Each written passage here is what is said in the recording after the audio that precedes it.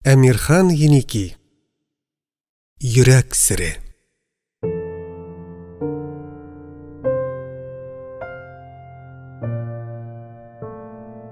Беренче бүлек.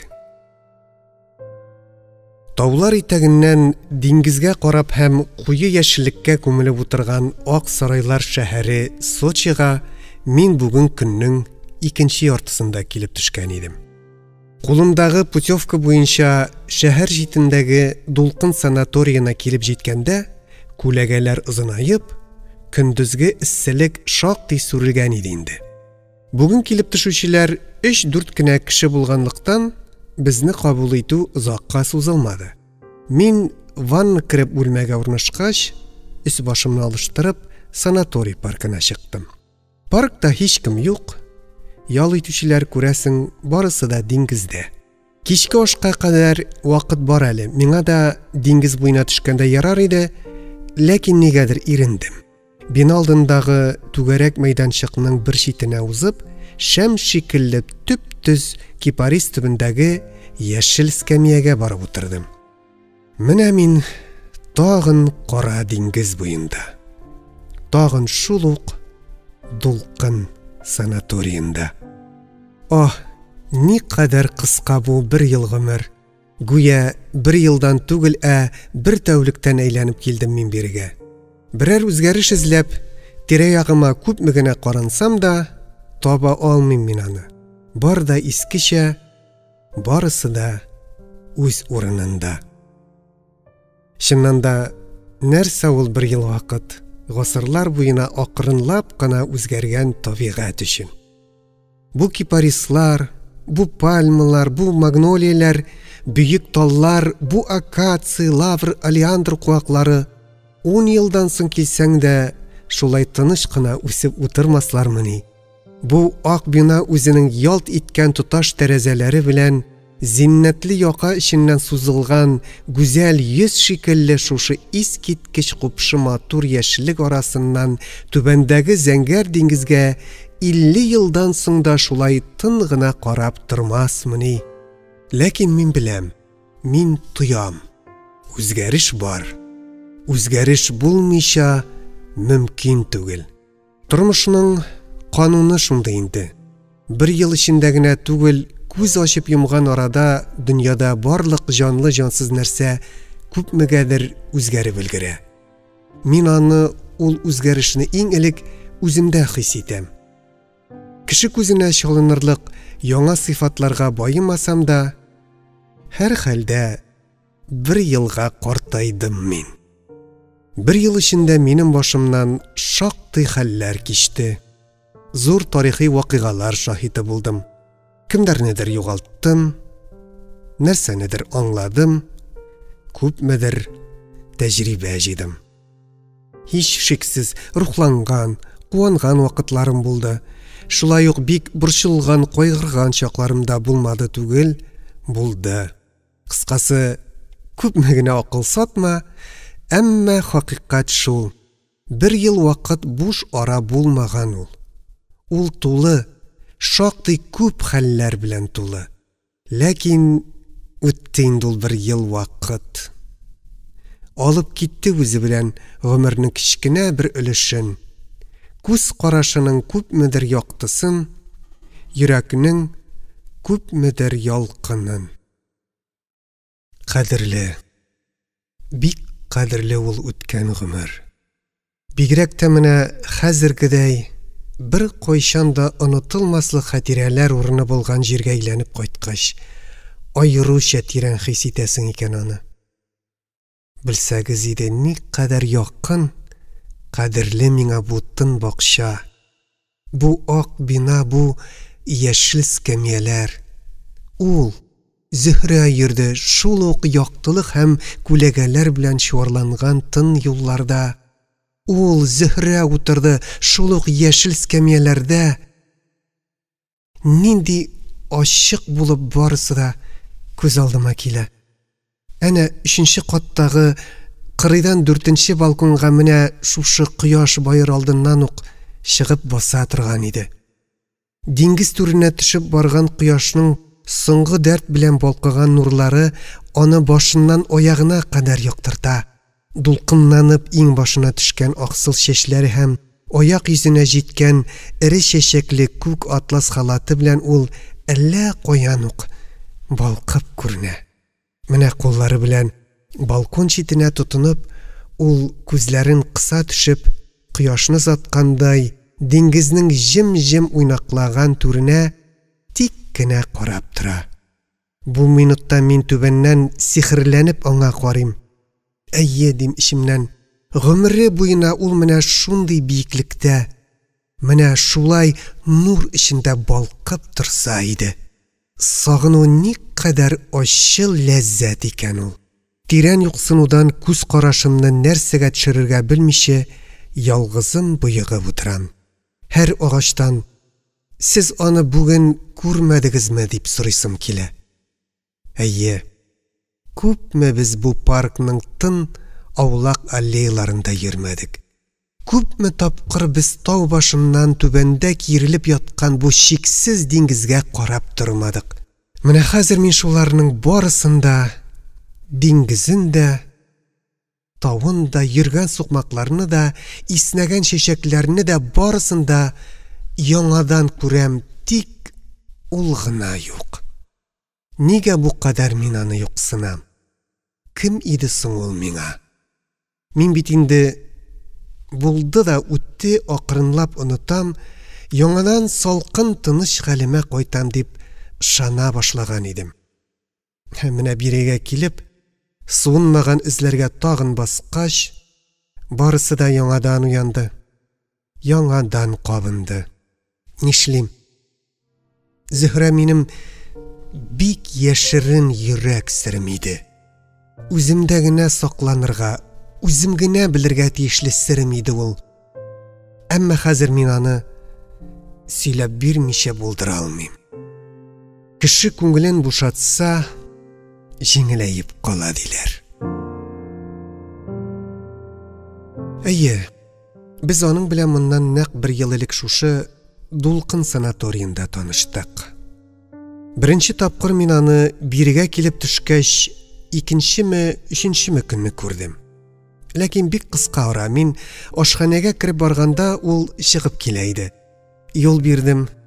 Янымнан гына җинак сылу гәүдәле ханым үтте.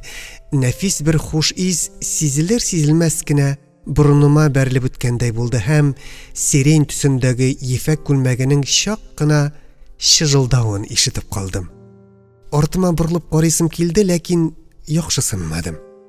Шуннан соң мин аны икенче көнне кичке ашка керер алдыннан шушы кичкенә мәйданчыкта күрдем. Читтәге скамьяларның берсендә ялгызы гына утырып тора иде ул.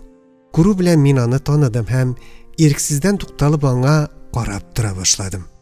Ханым 30-33 яшьләр тирәсендә булыр.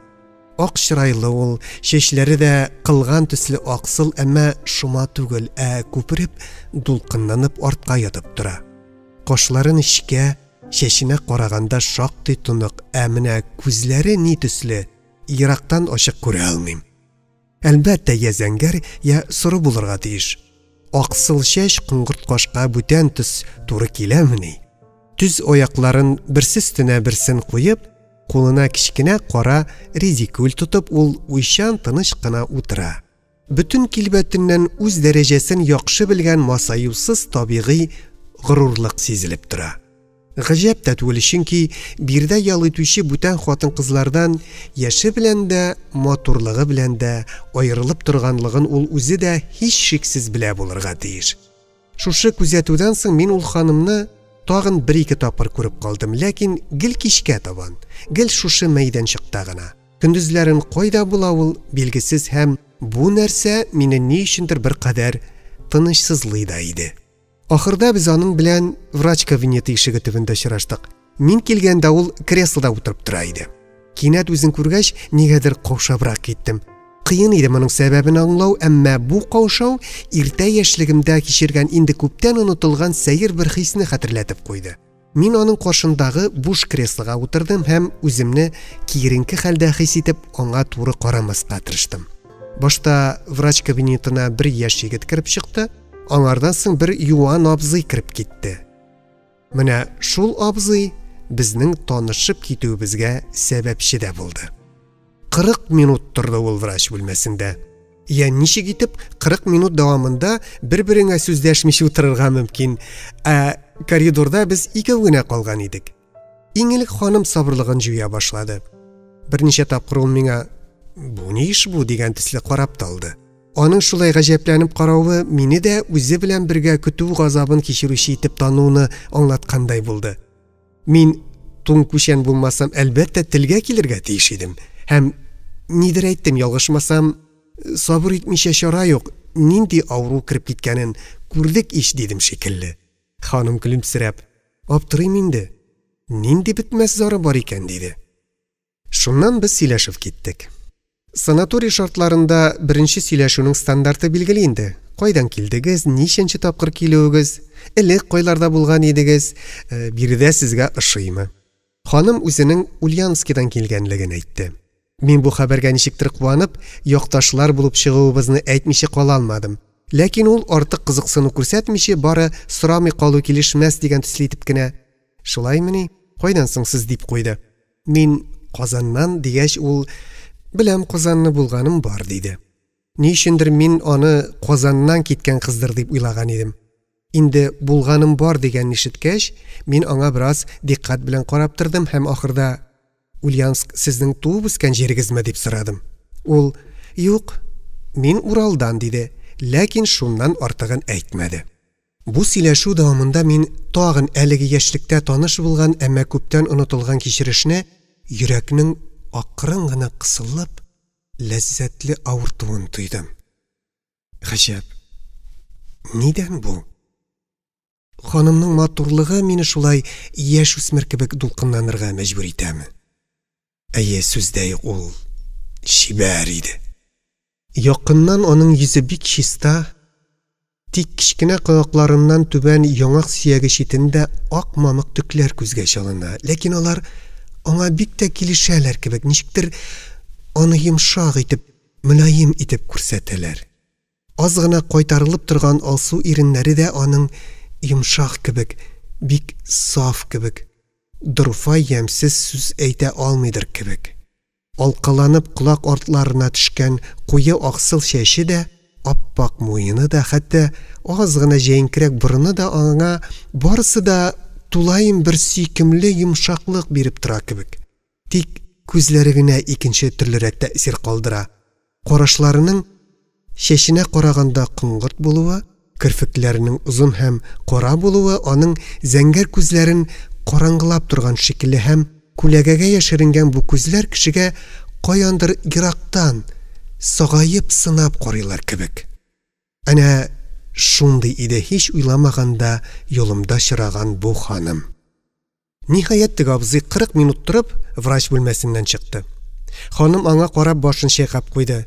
Абзый кеше безне бар дип тә белмичә, гаҗәеп бер гамсез тынычлык белән китеп барды. Ханым кабинетка кирип китте, ә мин торып коридор буйлап йөрергә тотындым. Ни өчендер вакыт-вакыт бизгәгем килгәндәй ихтыярсыз чак кына калтыранып та куям. Йөрәк дулкынлануданмы соң бу?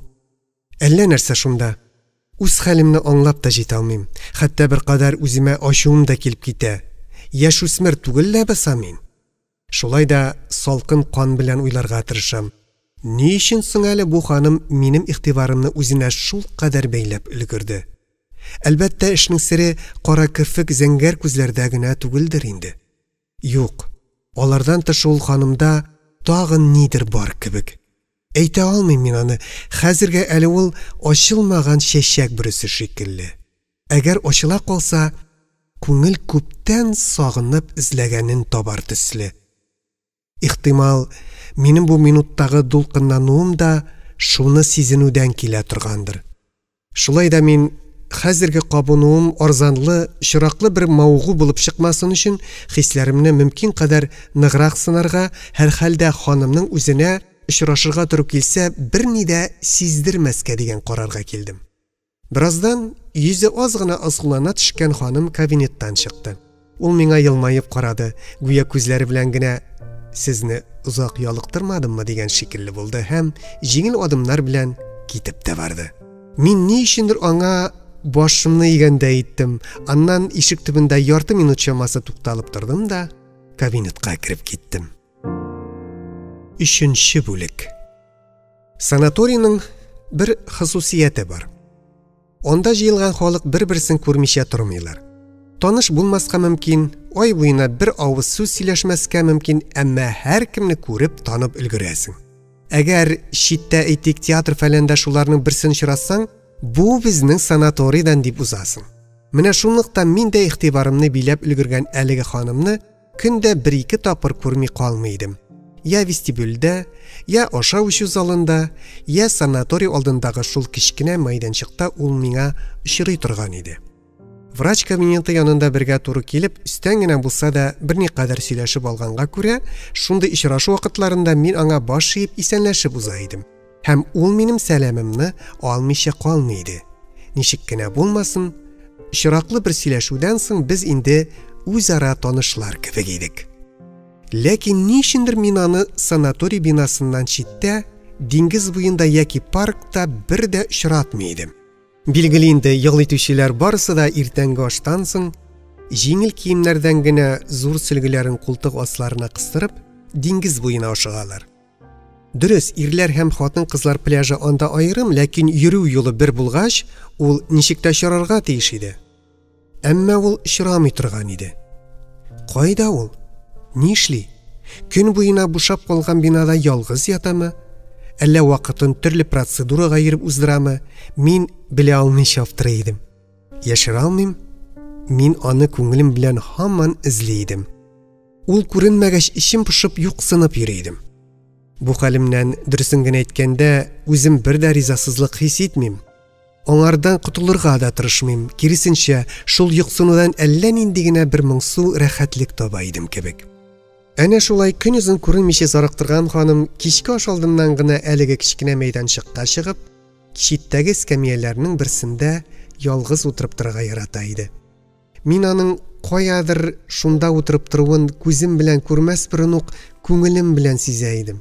Һәм чыннан да алданмый идем, күрә идем. Ләкин гаҗәпләнмәгез, янына барырга ашыкмый идем.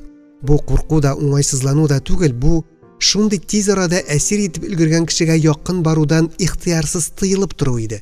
Шуңа күрә мин хайран калган яшь үсмердәй аның күзенә чагылмаска тырышып һәм берәр төркем янына сыйнып, ерактан гына аны күзәтә торган идем. Беренче сөйләшүдән соң 3-4 көн үткәч, мин аны кичкырын тагын шул кичкенә мәйданчыкта күрдем. Бу юлы ул якын скамияләрнең берсендә утыра иде, һәм мин ишектән чыгуга ук аның карашын очраттым. Бу караш, гади танышларча гына караш, минем тыелып маташуымны ниһаять сындырды. Баш иеп исәнләштем һәм һич икеләнүсез туп-туры аңа табатладым. Рөхсәт сорап, янына утырдым. Миңа калса, ул мине шактый җылы каршы алды. Без бернинди тартыну яки уңайсызлану кебек нәрсә хис итмичә, иске танышлардай сөйләшеп киттек. Мин аңардан: "Бу санаторий сезгә ошыймы? Ияләшеп буламы?" дип сорадым. Ул нечкә кыңгырт кашын күтәрә төшеп: "Ярыйсы", диде. "Башта бераз күңелсезрәк була инде, аннан ияләшеп китәсең", диде. Мин: "Сез диңгезгә йөрмисез ахырсы", дидем. Ул: "Врачлар берәр атна сабыр итәргә куштылар", диде. Мин: "Санаторийдан көн буе чыкмыйча яту бик күңелсездер бит", дидем. Ул көлемсерәп: "Юк, мин санаторийда бикләнеп ятмыйм. Мин йөрим, менә бу паркның бүтән почмакларын йөреп чыктым инде", диде. "Бер дә чиратканым юк", дидем мин гаҗәпләнгән булып. "Алайса без төрле вакытта йөрибездер", диде ул җәһәт кенә. Аның булай диюенә каршы минем: "Моннан соң сезне ничек тә очратырга тырышырмын" диясем килде, ләкин арзанлы комплимент булып чыкмасын дип әйтмичә калдым. Шулай да сүз үзелмәсен өчен мин аңа мондый сорау бирдем: "Ихтимал сез ялгызлыкны яратасыздыр?" Ул: "Ни дип әйтим сезгә" дигән төсле бер иңбашын җиңелчә генә җиреп куйды. Мин дәваланырга килдем. Врачлар нәрсә кушсалар, шуны эшлим. Дөресен генә әйткәндә, ялгызлыкны мин яратмыйм. Яратам диючегә ышанмыйм да, чөнки кешеләр белән аралашмыйча бер генә көндә яшәп булмый. Ханымның булай кинәт кенә ачылып куюы мине бер кадәр гаҗәпләндерде дә, куандырды да. Нидән икән бу? Һәм аңардан тагы да күбрәген ишетәсем килеп, мин читләтебрәк булса да, мәсьәләне үземчә конкретлаштыра башладым. Әлбәттә, дидем мин. Кеше кешесез яши алмый, дөрес әйтәсез. Ләкин бу әле, ничек дим, гомуми кагыйдә. Шул вакытта һәркемнең характеры белән бәйләнгән үз кагыйдәсе дә булырга мөмкин. Берәүләр, мәсәлән, кешеләр арасында күбрәк булырга яраталар. Йөрүдән, сөйләшүдән, яңа танышлар булдырудан кызык табалар. Икенче берәүләр исә киресенчә, кеше күп җирдән качалар, компаниядә булырга яратмыйлар. Берәү белән дә танышырга теләмиләр, кыскасы, үз эшләренә йомылып, аралашмыйча яшәүне артык күрәләр. Шунлыктан алар ялгызлыкны сөяләр, ялгызлыктан ям табалар. Була бит шундый кешеләр. Ник булмасын, була, билгеле, диде ханым. Менә мин үзем дә шау-шулы компанияләрне яратып бетермим. Шулай ук очраган берәү белән дә танышырга теләп тормыйм. Нигә ул? Ләкин япа ялгыз булудан да кызык тапмыйм. Юк, дөрес түгелдер ул ялгызлыктан ям табу. Вакытлыча гына булса бер хәл, гел мөмкин түгелдер. Шулай диде ханым. Һәм мин аңладым. Ул үзенең карашын әллә нинди фәлсәфәгә төреп маташмыйча ачык, туры гына әйтеп әйтергә ярата икән. Бик беләсем килде аның кем булуын. Нинди профессия иясе, нинди эш кешесе икән ул. Алама традиция буенча аның анкетасы белән танышу өчен түгел бу, юк, чын ихластан беләсем килеп кызыксынуым иде. Үзе татар кызы, үзе Уралдан кем булырга мөмкин? Безнең заманда бит кайчак һич уйламаган профессия кешеләре очрап куя. Бу ханымның бөтен кыяфәте укыган, интеллигент кеше булганын әйтеп тора иде. Чынлап та кем ул? Турыдан-туры сез кем дип сорап булмый, әлбәттә. Шуңа күрә мин бераз хәйләгә керешеп, ягъни әле генә безнең арада барган сүзгә бәйләбрәк, ханым авызыннан үземә кирәкне алырга чамалап карамакчы булдым. Беләсезме, характерга профессияның йогынтысы да бик зур бит, дидем мин. Мәсәлән, укытучылар шәхси тормышларында сүзгә саран булалар. Ихтимал сезнең дә ялгызлыкны яратмавыгыз профессиягездән киләдер. Белмим, диде ханым көлемсерәгән килеш. Һич санаган нәрсәм түгел. Юк, дөрес бу. Фән дә шулай ди. Менә сез мисал өчен миңа кайда кем булып эшләвегезне әйтсәгез, мин сезнең характерыгызны шактый дөрес билгели алыр идем. Шулаймы? Чынлап әйтәм. Ай-һай, булмас. Сез юриген әйтеп карагыз. Кем булып кайда эшлисез? Сер булмаса, конечно. Ханым һаман шулай көлемсерәп башын кырын салды да, каядыр югарыга карап дәшми калды. Аның бу торышы миңа юк инде, күпне белсәгез, тиз картаерсыз дип әйтә кебек иде. Мин инде җавап көтми дә идем. Кем шаярып сөйләшүне чынга алып утырсын, нинди хатын үзе турында дөресен әйтергә ашыксын, ләкин ашыгыбрак нәтиҗә ясаганмын. Ул самими бер катлылык белән хәтта башында шулай назлы гына кырын салган килеш әйтте дә бирде. Мин связьдә эшлим. Сезнең Казанда ничек диләр әле, элемтә диләрме? Менә шул инде алайса мин элемтәче булам. Бик әйбәт, дидем мин, артык ни әйтергә белмичә. Ничектер көтелмәгән шәрәк килеп чыкты әле бу. Хуш, элемтәче икән, элемтәче дип уйладым мин ичемнән.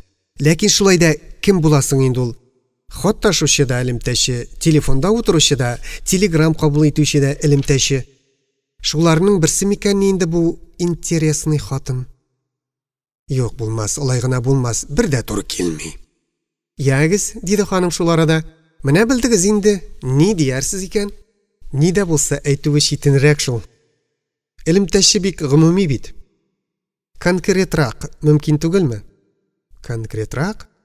Әйе, кайсы тармакта, ниндирәк эштә дигәндәй. Ханым бер күзен кысканда итеп аз гына уйланып алды. Була, конкретрак та була, диде ул. Тармагы дисәгез, шәһәр телефон челтәре. Эшләгән җирем АТСта. Беләсезме АТСның нәрсә икәнен? Белсәгез, менә шул автомат телефоннарны карап эшләтүче инде мин. Алайса сез элемтә инженеры? Ну, шулай да булсын. Ничен шулай да булсын? Ул кадәресен нигә әйтеп торырга инде? Үзеннән үзе ачык түгелмени? Гафу итегез, нигә туп-туры гына әйтмәскә? Ярый, анысы кичкенә мәсьәлә, диде ханым ашыгып. Я менә конкрет белдегез инде хәзер. Бәлкем минем характерны да әйтеп бирерсез. Бу эшегезгә караганда, дидем мин тамак кыргалап, сез кешеләрне бик яратырга тиешсез. Ханым артка кайрыла биреп кычкырып көлеп җибәрде. Искиткеч матур тавыш колагым төбендә яңгырады. Ләкин мин бу тавышка игътибар итүдән бигрәк аның шул хәтле рәхәтләнеп көлүенә гаҗәпләнә калдым. Булай көлү гадәттә ичкерсез балаларга гына хас була. Шәп психолог икәнсез, диде ханым, ризикүлдән яулыгын алып. Бик дөрес әйтеп бирдегез. Кешеләрне яратам мин. Тик элемтә инженеры булмас борын ук ул гадәтем бар иде. Шулай итеп, бераз көлкегә калып булса да, мин максатыма ирештем. Ханымның эш һөнәрен белдем. Әмма шуның белән бергә мин аның ниндирәк кеше булуында шактый дөрес сиздем шикелле. Ачык, аңлаешлы, якты бер кеше булып тоелды ул миңа. Ничектер җиңел, рәхәт иде аның белән сөйләшүе. Гаҗәп табигый итеп тота икән ул үзен. Күп хатыннар шикелле укам кыйла күрмәсен дип, бер дә юка һаваланып маташмый икән. Шул ук вакытта нидер менә мөлаим гадилегеме, әллә кеше белән тигез хөр була белүеме, әйтә дә алмыйм. Әйе, нидер менә аңа соклану, хөрмәт белән карарга мәҗбүр итә иде. Минемчә, аның янында тыйнаксыз, әрсез яки ясалма булырга һич тә мөмкин түгел иде. Шундый иркен күңелле сөйләшеп утырудан соң мин кузгалыр алдыннан гына кыюланып, аның исемен дә сорадым. Ул бер дә көттермичә гади генә әйтеп, «Зөһрә», диде. Мин ничендер үз алдыма акрын гына «Зөһрә» дип кабатладым. Ул сикемле хәйләкәр генә елмаеп, «Нигә? Әллә берәр танышыгызны исегезгә төшердеме минем исем?» диде. Мин аны-моны уйламыйча ихлас күңелдән, «Юк, алай түгел. Зөһрә бик матур исем. Мәшһүр мәхәббәт легендасын хәтерләткән исем. Шуңа кабатлавым», дидем. Ханым дәшмәде. Күрәсең, шатып бетермәде минем сүзләремне. Мәйданчыкта утыручыларның күбесе кичкә ашка кирип киткәннәр иде инде. Без дә кузгалдык. 4-нче бүлек. Тагын берничә көн узды. Санаторий шартларына ияләштек, ял дәвалану бер изгә төште, көннәр бер-берсенә охшап сиздермичә генә үтә тордылар. Инде миңа үз хәлемне аңлап карарга вакыт иде. Беренче дулкынланудан соң ничектер тынычланган кебек тә булдым. Гүя күңелем күл өстеннән кискен җил кинәт кенә исеп узды да тынып калды. Ләкин бу вакытлы гына шулай иде шикелле. Ихтимал, куәтле давыл алдыннан була торган алдаучан тынлык кынадыр. Чөнки мин аның турында уйлаудан бер генә минутка да туктый алмыйдым. Була шундый хәл. Бер кайчанда үзең ишетмәгән, ләкин бар булып тоелган гаҗәеп бер матур көйнең бер килеп ишетелүен көтеп йөрисең. Һәм менә көткән көй ишетелгән төсле булып, ниһаять ул миңа очрады. Очрады һәм күпме шикләр, күпме каршылыклы уйлар да кузгатып өлгерде. Мәхәббәт. Минем кебек төрле мәҗбүриятләр белән бәйләнгән кеше өчен ансат эшмени ул мәхәббәт. Телдән әйтелмәгән, кулдан язылмаган нинди рәхимсез тыюларга буйсынырга тиеш ул. Мәҗбүрият дигәннән, Зөһрә ханым үзе бу җәһәттән ниндирәк хәлдә икән? Ире, гаиләсе бар микән аның? Юк микән? Ихтыярсыздан һаман шул турыда уйланам. Бәлки ул ялгыз ханымдыр. Безнең заманда ялгыз ханымнар шактый еш очрый бит. Ни өчендер мин аның шулай ялгыз булуын телим, гүя ул миңа ниндидер хокук бирәчәк, ләкин ничек итеп моны белергә? Хәер, озакта үтми, бу нәрсә үзеннән үзе ачыкланды. Шулай көннәрнең берсендә мин вакытсыз уянып, бик иртә торып бакчага чыктым. Күп булса сәгать 6-лар чамасы гына булгандыр. Санаторий әле тирән йокыда, тик пумала һәм чиләк тоткан бер хатын гына түбәнге катның вестибюлен чистартып йөри иде. Бакчага чыгып, иртәнге табигатьнең йомшак тынлыгына сокланырга һәм җан дәвасыдай шифалы һаваны киерелеп суларга өлгерә алмадым. Паркның төп аллеясы буйлап Зөһрә ханымның каяндыр кайтып килгәнен күрдем. Бик гаҗәпләндем мин бу хәлгә. Күзләремне ала алмыйча аны көтеп тора башладым. Өстендә аның халат өстеннән генә кигән кыска жакет, башында ияк астыннан китереп бәйләнгән шакмаклы йонка сымка иде. Килеп җиткәч ул миңа «Хәерле иртә» диде. Бит урталары аның кызарган иде. Гадәттә күләгәләнеп торган күзләре шык бөртегенә нур төшкәндәй куанычлы елтырыйлар иде. Ашыгып килгәнгә ахрысы, түшләрен тирбәтеп тирән сулый иде. Мин гаҗәпләнүемне яшерә алмыйча, "Сез кайдан булай?" дидем. "Почтадан", диде ул. "Почтадан? Бу кадәр иртә нинди йомшыгыз төште?" "Картым белән сөйләштем", диде ул, минем күзләремә туп-туры карап. Иртән бик ачык ишетелә, менә шулай кара-каршы сөйләшкән кебек. Мин тынып калдым. Шул вакытта ханым берәр нәрсә сизә күрмәсен дип куркып та куйдым. Нидер әйтергә кирәк иде, ләкин кинәт сөйләү сәләтемне югалткан кебек булдым. Ярый әле бәхетенә йотылган ханым аны-моны сизмичә, бәлки сизгәндер дә, үзе яңадан сөйләп китте. Башта ук шулай сөйләшеп куйган идек. Ул мине телефонга һәр вакыт иртән чакырырга булды. "Сезнең йокыгызны кызганмыйчымы?" дидем мин, ничектер бик аптыраган кеше сыман. "Нәрсә ул йокы? Җан тыныч булганда йокларга вакыт табыла." "Нигә? Җаныгыз бик үк тыныч түгелмени?" "Юк, тыныч, бик тыныч." "Димәк, ул борчыла." Зөһрә ханым елмаеп миңа хәйләкәр генә күз сирпеп куйды. "Ул да борчылмый, тик сагынам", ди, мискенем. Һәм колак төбендә кинәт көмеш кыңгырау яңгырап китте. Шундый сихри итеп ханым бер көлеп куйды да, ашыгып, вестибюльгә кереп тә югалды. Мин баскан урынымда бераз тынып тордым да, аулак аллеяларның берсе буйлап акырын гына китеп бардым. Менә барысы да ачыкланды. Ул ялгыз түгел. Аның карты бар. Әйе, аның кебек чибәр хатынның ире булмыймы соң? Ахмак. Башта ук моның шулай икәнен белеп торырга тиеш идең син. Булмас өметләргә юл куймаска, йөрәгеңдә кузгала башлаган хисне көчәйтмәс борын ук рәхимсез рәвештә ук буарга тиеш идең син. Кешесе ул. Хакың юк синең. Хакың юк. Ләкин дөресме бу? Тия Хода, әйтерсең мәхәббәт минем тук та яратмыйм әле, яки юк яратмыйм дип үземә үзем сүз бирүгә карап йөри ул. Юк бит, юк. Аяусыз бер хакыйкать бар. Мәхәббәт кешенең үзеннән сорап килми, сорап китми, ул ихтыярдан өстен көч. Йөрәгемә минем мәхәббәт чаткысы төште, ул кирәргә тотынды, ниһаять ул кабынды. Я әйтегезче, кемнең аны сүндерергә хакы бар? Нинди көч аны сүндерә ала? Нигә суфиланып үз-үзеңне алдап маташырга? Күземә бер скамья чагылды. Шуңа барып утырдым. Гаҗәп, шундый бай купшы табигатьтә кышлар аз. Кышлар сайравы ишетелми. Әйе, кышлар сайрамый, ә менә Зөһрә ханым ничек итеп көлде. Кышлар сайравына биргесез иде бу көлү. Әле дә булса кулагымда яңгырап тора. Гүя ерактан үзенә чакырып торган сихри бер өн ул. Я ничек итеп шул дәшүгә таба барудан тыйлып калыйм мин?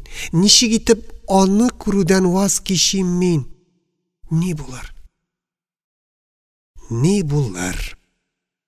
Шундый бер әкият ишеткәнем бар. Гөлҗимеш куагы чәчәк аткач, сандугач тына имеш.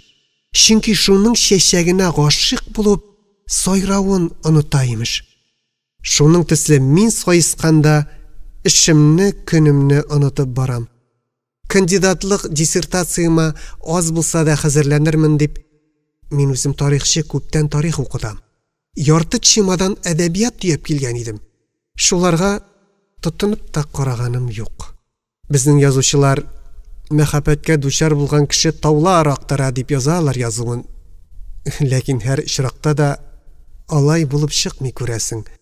Әгәр шуннан мәхәббәткә каршы мәхәббәт булса, ул чакта эш башка, ул чакта бәлкем таулар актарып булыр иде. Шактый гына вакыт үтте булса кирәк.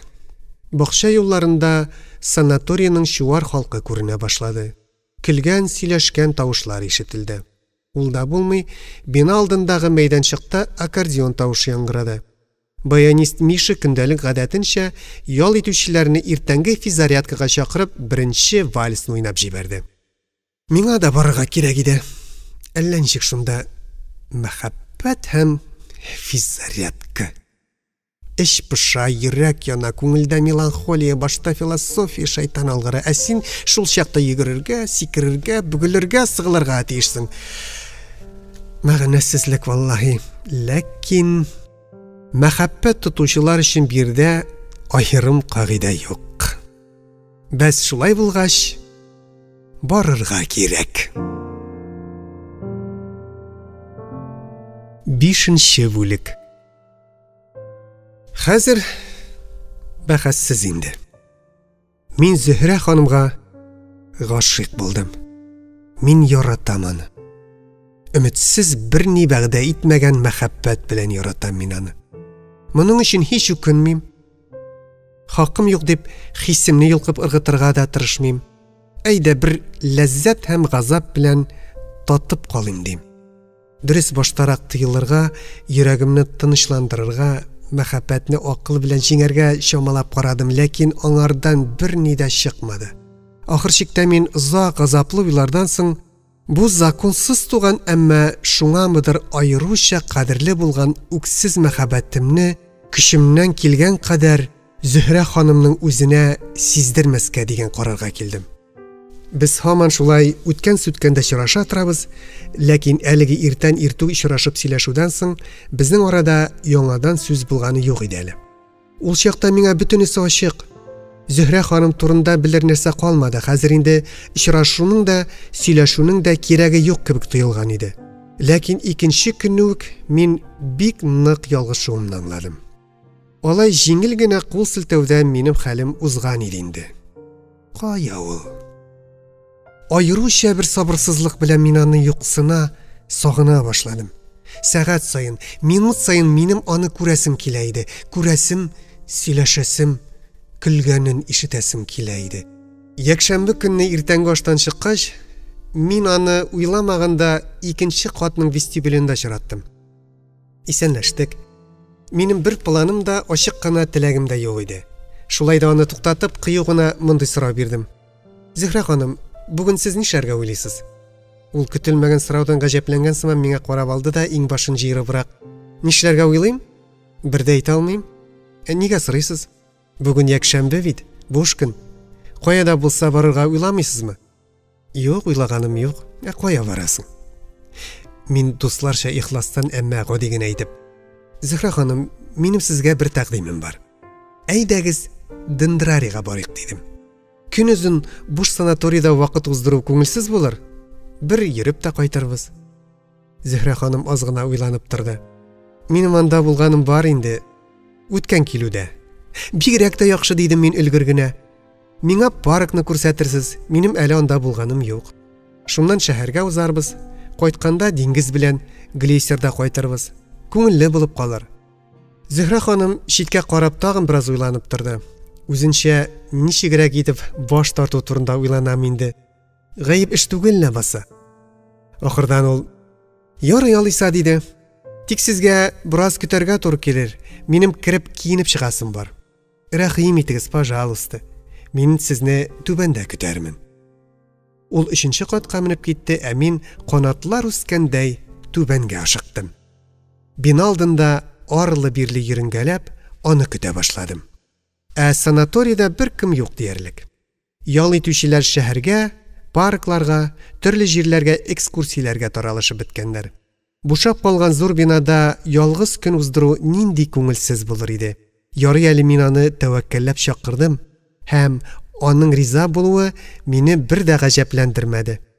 Ахыр чиктә без дә ял итүчеләр ич. Менә ул җиңел атлап ишектән килеп чыкты.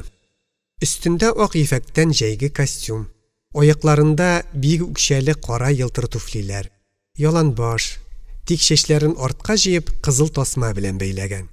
Кулында нечкә саплы Кытай зонтигы. Мин туктап сүзсез генә аны каршы алдым. Ул килеп җитте. Минем онытылгандай һаман карап торуымнан ахрысы уңайсызланыбрак елмайды. Миңа туры карамаска тырышып: "Киттекме?" диде.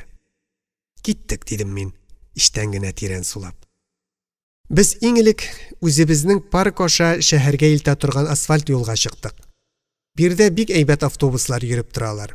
Корот шәһәрен буеннан буена кисеп узган ике ягыннан да төп-төз пальмалар тезелеп киткән бу зур юлда хәрәкәт гомумән бик көчле иде. Әледән-әле Хоста Гагры ягына таба экскурсантлар төягән түбәсез ачык машиналар үтеп китәләр. Без дә озак көтмәдек, яңа автобус шома гына алдыбызга килеп туктады. Утырдык, киттек. Дендрарий паркы бездән шәһәргә таба. Юлы артык узын булмады.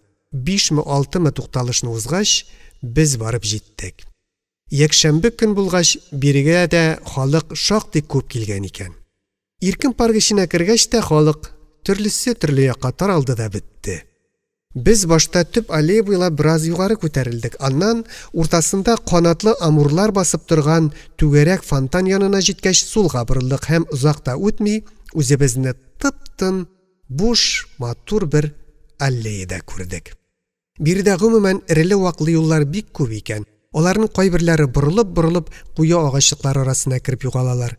Кайберләре туры гына барып, я берәр беседка, я берәр фонтан янына килеп чыгалар.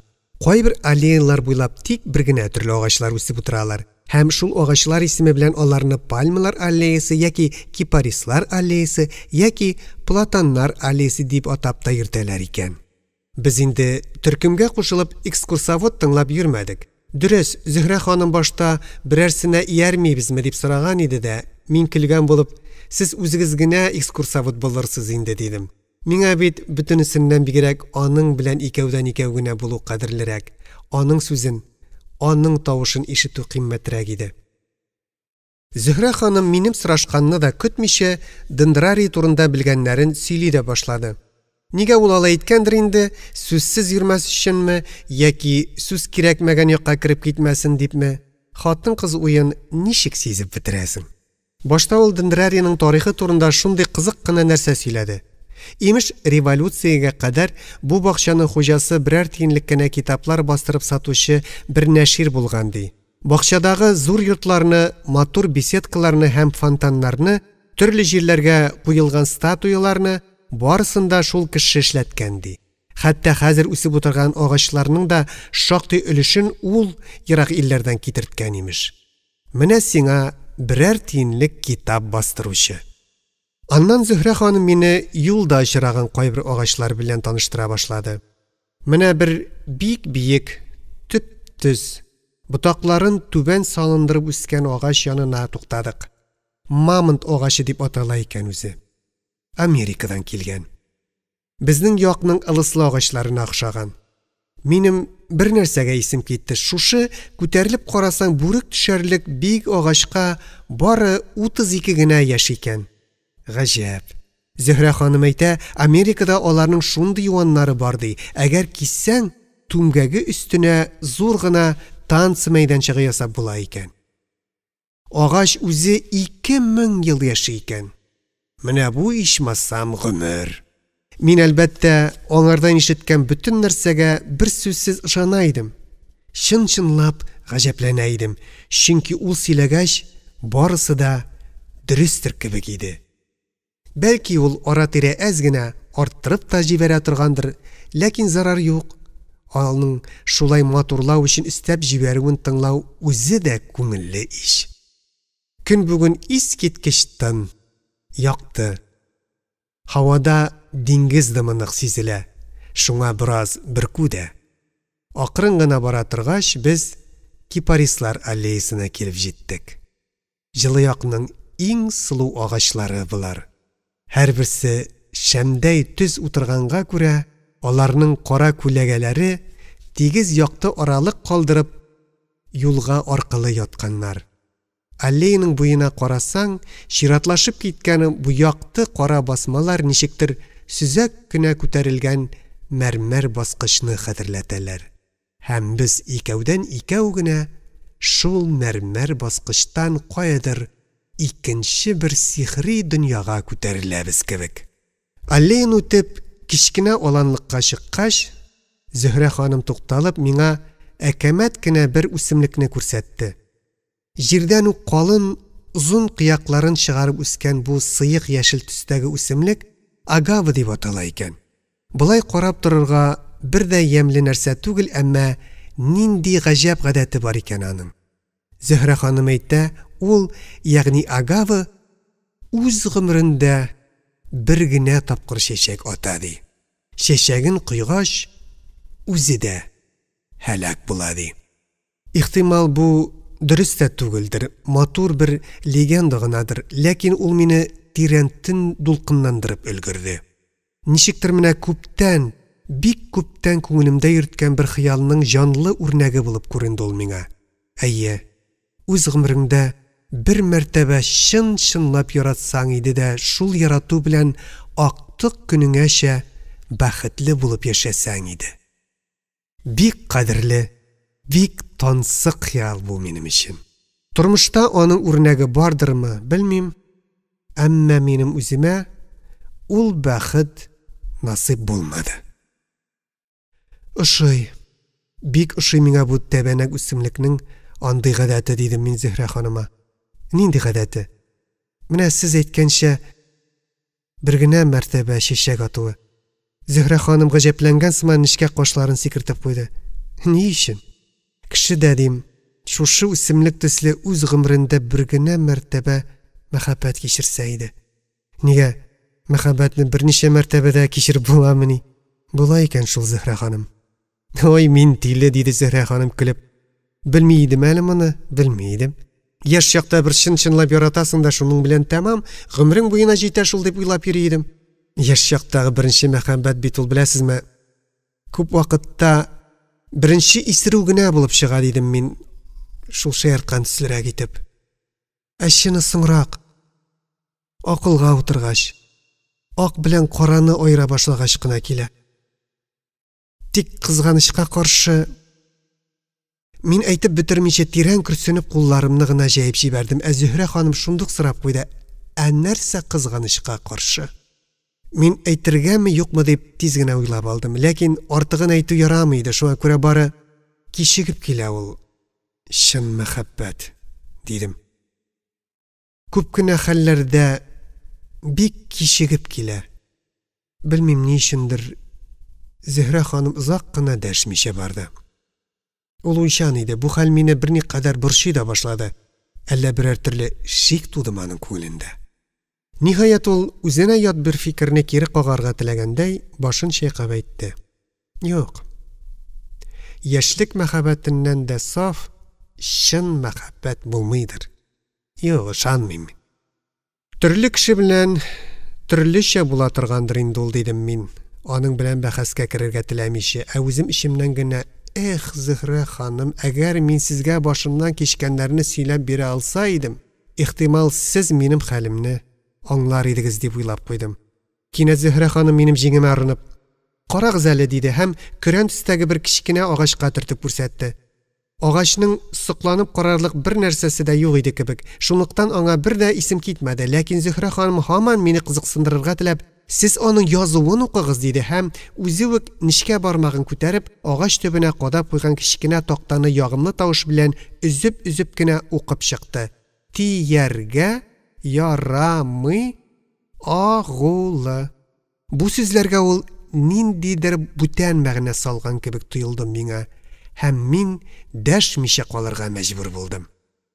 Без тагын күп кенә агачларны, тәүлегенә берәр метр үсә торган бамбукларны, яфракларның озынлыгы 2-3 метрга җиткән бананнарны, төрле гаҗәеп матур пальмаларны карап уздык. Зөһрә ханым әле яңарак кына безнең арада шактый четерекле сөйләшү булып алганын оныткан шикелле, бик мавыгып шул агачлар турында сөйләп йөрде.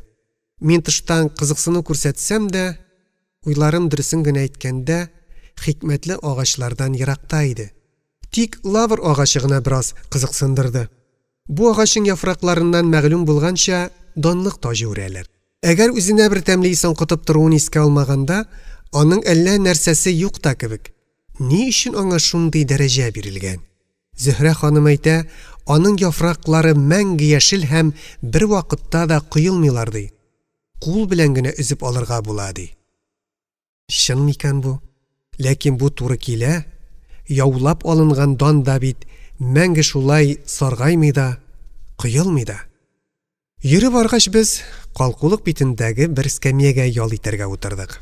Аякларга рәхәт булып китте. Алдыбызда ачылган матур, җылы, сөйкемле күренешкә, яшел аланга, чәчәккә күмелгән куакларга, сап-сары юлларга карап бераз тынып утырдык. Түбәндә әлеге без узып киткән зур фонтан янында халык кайнаша. Анда паркка килүчеләр төркем-төркем булып рәсемгә төшәләр. Әнә бер зур гына төркем яшьләр фонтан алдына тезелеп маташалар. Берничәсе фонтан читенә дә менеп баскан. Фотограф кара япмасын бөркәнеп, төшерим генә дигәндә, егетләрнең берсе аягы таепмы фонтан эченә төште дә китте. Моны күреп, Зөһрә ханым кычкырып көләргә тотынды. Тәмам онытылып, рәхәтләнеп көлә ул. Ә мин шаккатып аның көлүен тыңлап тордым. Гаҗәп иде бу көлү. Нәрсәгә охшатырга да белмим мин аны. Үзенә бер мелодия. Зөһрә ханым нидер сизенгәндәй кинәт көлүеннән туктады да миңа борылып карады. Минем көлмичә тын гына утыруымны күреп, ул бик гаҗәпләнде. Сез әллә күрмәдегезме? Кемне, нәрсәне дигән булдым мин, юри аңламаган булып. Әнә иш, түбәндәге бер егет фотограф внимание дигәч тә фонтанга шуда да төшеп китте. Аны күрдем. Нигә көлмисез? Минем өчен кызыклысы анда түгел, биредә иде. Ничек? Сезнең көлүегез белән сихерләндем дидем мин. Мөмкин кадәр гади әйтергә тырышып. Зөһрә ханым бер юлы җитдиләнеп китте, бераз дәшми утырды, аннан салкын гына сорап куйды. Комплиментмы инде бу? Һич алай түгел дидем мин ашыгып. Саф, дөресен әйтүем. Сез үзегез дә беләсез бит, ничек көлүегезне. Беренче тапкыр ишеткән кешенең сихерләнмичә калуы мөмкинме соң? Ачуланмагыз миңа. Мин әйткәнне сезгә әйтүчеләр күп булгандыр. Белмим, ихлас күңелдән чыккан сүзләр тәэсир иттеме, әмма Зөһрә ханым йомшара төште һәм ничектер ихтыярсыздан булса кирәк гаҗәеп бер сүз ычкындырып куйды. Башкаларның әйтүен мин колагыма да элми торган идем. Мин кинәт тынып калдым. Бик мәгънәле сүзләр булып ишетелде бу миңа. Ничек дип аңларга? Ничек кабул итәргә моны? Нәрсә әйтмәкче ул моның белән? Зөһрә ханым үзе дә нидер сизенеп, минем ялгыш нәтиҗә ясавымнан курыккан төсле тизрәк төзәтергә ашыкты. Сездән арзанлы комплимент яки дөрес булмаган нәрсә ишетәсем килми минем. Минемчә сез алардан өстен торасыз. Дулкыннандырды мине бу сүзләр. Рәхмәт, Зөһрә ханым. Рәхмәт яхшы сүзегез өчен. Шаныгыз, нәрсә генә әйтсәм дә мин сезгә бары тик саф дөресен генә әйтәчәкмен, ләкин бер үтенечем бар, зинһар. Сез миннән тартынмагыз.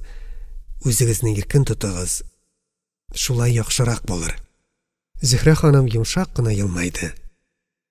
Мин үземне бүтәнчә тота белмим. Өйрәнмәгәнмен, ләкин ул күз кырые белән миңа хәйләкәр генә карап алды. Бер эштә сак булырга туры киләчәк. Нинди эштә? Сезне бик сихерләргә ярамас дим. Зарарлы иш ул. Сихерләү. Мин аның нәрсәгә ишарә ясавын аңладым. Юк, курыкмагыз, зинһар дидем мин сөенеп. Рәхәтләнеп көлегез. Чын, музыкада сихерле иш, ләкин аңардан кешегә ни зарар? Шулай да күп ярамый. Әниме әйтәр диде ул, сөйкемлегенә назланганда итеп, һәм урыныннан торды. Киттек инде булмаса. Парктан чыгышлый без Мавритан беседкасы аша үттек. Бу искиткеч матур архитектура үрнәге иде. Ул җирнең сөзәкләнеп төшкән бер җиренә ак мәрмәр колонналардан салынган берничә түгәрәк беседкадан гыйбарәт. Шундый ук мәрмәр колонналардан гына торган сөзәк коридор борылып беседкадан беседкага төшә. Ә тышкы яклап бүтән әйләнәсендә ерак илләрдән килгән гаҗәеп төрле агачлар һәм чәчәккә баткан куаклар үсеп утыра. Беседкага килеп кергәч, үзеңне икенче бер дөньяга күчкәндәй хис итәсең. Борын заман, чит җирләр, чит халыклар хыялдан уза. Бер мәлгә үзеңне гарәп шаһларының гөл бустанында күргәндәй буласың. Кешенең кыдрәте нинди зур, таш ия һәм шуның белән хыялыңа канатлар бирә. Бүтән күргәннәр өстенә бу беседкаларны да күрү кәефкә бик ошады. Ішкі дүниябыз тағы да бір қадар матурлана, байый төшкән кебек булды. Кәйф дигәннән, Зөһрә ханым минем белән бергә килергә риза булгач, күңелемне айрыуча бер рух күтәренкелеге биләп алган иде. Гүя менә гел шатланып, көлеп кенә йөрер төсле идем. Ләкин андый җиңел кәйф миңа килмәде. Ниндидер бер татлы моңсулыкка төренгән басынкы уйчанлык иде миндә. Ләкин шул ук вакытта искиткеч рәхәт тә иде миңа. Гомерендә беренче кат сөенеч тапкан үксез бала бәхетен татый идем мин. Тик моның тиздән үтәчәген белеп тору гына йөрәгемнең бик тирән, яшерен бер җирен шак кына сыкратып тора иде. Башта сөйләшкәнчә без диңгез белән кайтырга булдык. Моның өчен шәһәргә, портка киттек.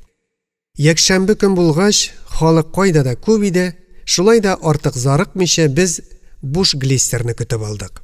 Глиссер киң төпле, гаять тиз ирешле моторлы көймә. Без менә шуңа утырып киттек. Көн булай җилсез кебек булса да, диңгез өсте тыныч түгел иде. Офык түреннән ак чаллы дулкыннар салмак кына кушып киләләр. Безнең көймә шул дулкыннарның сыртына тияр-тимәс кенә очып бара. Кайчак зуррак дулкынга чырап көймә сикреп китә, дулкын аның төбенә яман шапылдатып сугып ала. Шул чакта безнең ичебез кытыкланып киткәндәй була. Азрак шомлы да һәм бик күңелле дә. Әмма иң күңеллесе диңгездән яр буена карап бару иде. Белмим, шушы карап туймаслык күренеш тәэсирендәме, янымда җылы беләге белән минем беләгемә терәлеп утырган Зөһрә ханым бу минутта миңа айрыуча кадерле, айрыуча якын булып тоелды. Ихтыярсыздан гаҗәпләнеп уйлыйм. Ни өчен моның кебек шагыйрәнә бер җирдә мәхәббәт ямьсез, мәхәббәт кирәксез булырга тиеш? Кайда матурлык шунда мәхәббәт булырга тиеш түгелмени? Чыннан да, әгәр мәхәббәт булмаса, дөньяның бу байлыгы, бу гүзәллеге кеше өчен үзенең кыйммәтен югалтмас идемени? Ихтимал бу иске фәлсәфәдер, ләкин чын булырга тиеш. Югыйсә минем кебек мәхәббәт тотучының башына кайдан килеп керер иде ул? Ахырда без үзебезнең санаторий турына килеп җиттек. Көймә киң борылыш ясап, озын басмага янтыгы белән килеп туктады. Башта үзем чыгып, аннан Зөһрә ханымны кулыннан тотып чыгардым. Акрын гына тауга күтәрелдек. Арыган идек. Бер төштә утырып ял иттек. Күзне иркәләгән, хыялны әллә кайларга алып киткән диңгез түренә карап, сүзсез генә ял итеп утырдык. Юк, онытылмас бу көн минем өчен. Онытылмас. Алтынчы бүлек. Менә минем килүемә 2 атнада үтеп китте.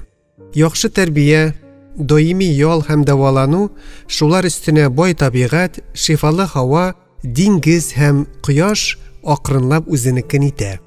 Сәламәтлек ныгый, көч арта, кәеф яхшыра, рух күтәрелә. Тагын ни кирәк?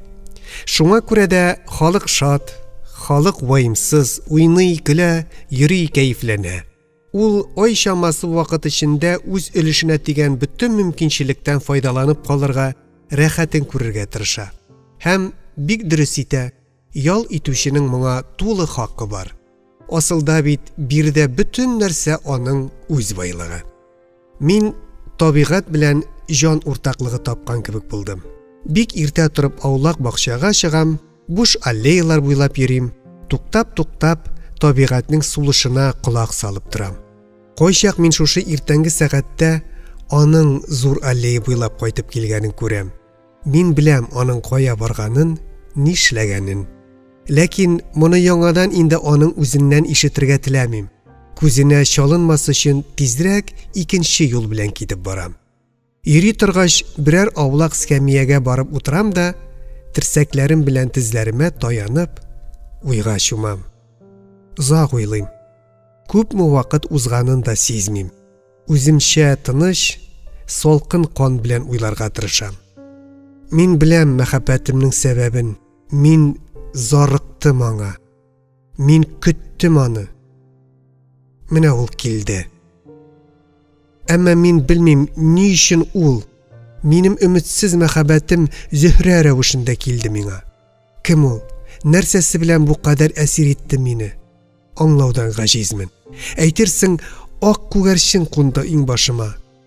Борылып карарга да, үрелергә дә кыймыйм мин аңа. Шул ук вакытта гаҗәп хәл.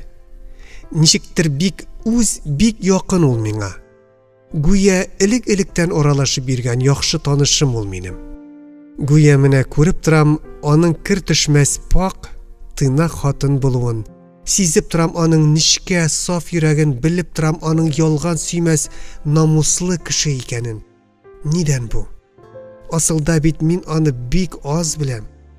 Әллә инде үзен күрмәс борын ук аны хыялымда күптән тудырып өлгергән идемме?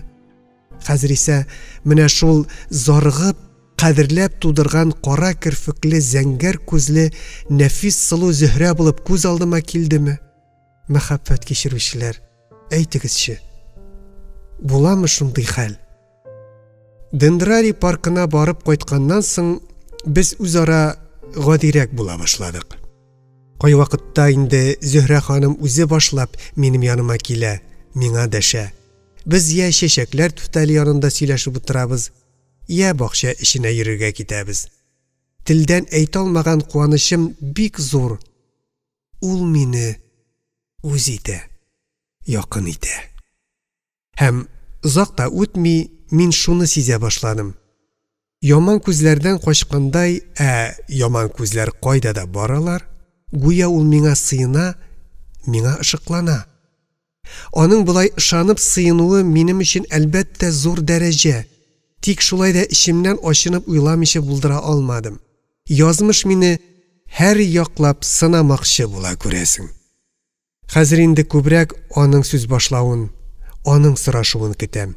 Мин үзем турында кызыксынуын өмет итәм. Нигәдер вакыт үземнең тормышым, үткәнем хакында аңа бик сөйлисем килеп китә иде. Ләкин ул ни өчендер аз кызыксына, аз сораша иде. Бигрәк тә минем шәхси тормышыма кагылуда ничектер тыйла иде кебек. Мәсәлән, ни өчен ул миннән хатыныгыз бармы, балаларыгыз бармы дип сорамый? Артык кызыксыну күрсәтәсе килмиме? Әллә мине дә кайберәүләр шикелле үзен кызгандырасы килеп, хатынын яманларга тотыныр дип куркамы? Юкка, мин аңа хатынымны яманламас идем. Чөнки хатын яманлаудан да мәгънәсез түбән эш юк. Сөйләсәм мин аңа моңарчы һич кемгә тел тибрәтеп әйтмәгән үтә шәхси яшерен бәхетсезлегемне ихтимал сөйләп биргән булыр идем. Мәхәббәтемне аклау йөзеннән түгел, юк. Озак еллардан бирле ишемә җыелып килгән газаплы уйларны бушатыр өчен сөйләр идем. Әмма ул минем йөрәгемдәге ярага кагылмады һәм мин аңа бәхетсезлегемне сөйләмәдем. Хәтта киресенчә килеп чыкты. Ләкин бу турыда вакыты җиткәч. Мин исә сөйләмичә калуым өчен менә хәзер һич үкенмим, чөнки семья фаҗигасын фаш итү миңа бернинди дә җиңеллек бирмәгән булыр иде, бәлкем виждан газабы гына алып калган булыр идем. Әйткәнемчә, мин мәхәббәтемне Зөһрә ханымның үзенә белдермәскә булдым. Димәк, хисләремне яшерер өчен мин әкәм-төкәм шикелле бер дә кабырчыктан чыкмаска тиеш идем. Авыр вазифа. Ләкин күпмегә чаклы яшеренергә мөмкин. Гомумән, яшеренеп буламы? Хатын кыз кебек сизгер җан көндә диярлек очрашып торган ирнең йөрәгендә ниләр кайнаганын үзе үк сизмиме? Бер көнне без аның белән диңгездән кайтып килешли җәяүлеләр сукмагында очраштык. Җәяүлеләр сукмагы диңгез яры буйлап берничә километрга сузылып киткән тар гына юл. Ул куе агачыклар арасыннан тау битенә бер күтәрелеп, бер төшеп, чокырлар аша салынган тар күперләрдән узып бурмаланып бара. Юл бик матур, аның гаҗәеп аулак урыннары бар.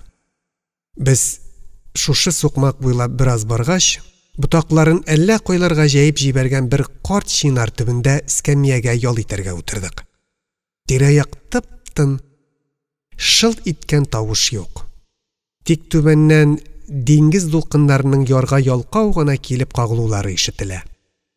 Сукмак буенда бер җан иясе күренми. Бирдә агачлар шундый бийек, шундый юаннар, юл буен тоташ караңглап, аз гына шомлы кыргый бер төс биреп торалар. Исседән соң тымызык, дымсу күләгәдә утыруы бик рәхәт.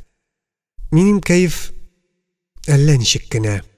Диңгездә берничә тапкыр коенганга күрә бөтен тәнемдә тазалык, рәхәт, җиңеллек тоям. Шул ук вакытта күңелем нидер юксынып, үзеннән үзен ишкәреп тора. Җыр телим, шигырь телим. Ә ул бик тыныч, гамьсез күренә. Бер нәрсә турында да уйламый кебек, җитди сүзгә теләге юк кебек. Тик шунда сыңар аягын селкеп утыра. Минемчә, ул бу минутта рәхәтләнә, үзенең матур булуын белеп, янында бер мәҗнүн утыруын сизеп, тормышның бай, тулы икәнлеген, аңа ни теләсә шуны бирергә әзер торуын күреп, рәхәтләнә. Бераз юкны барны сөйләшеп утыргач, кинәт минем күңелемә якты бер уй килде. Зөһрә ханым, дидем мин, җырлагыз әле бер.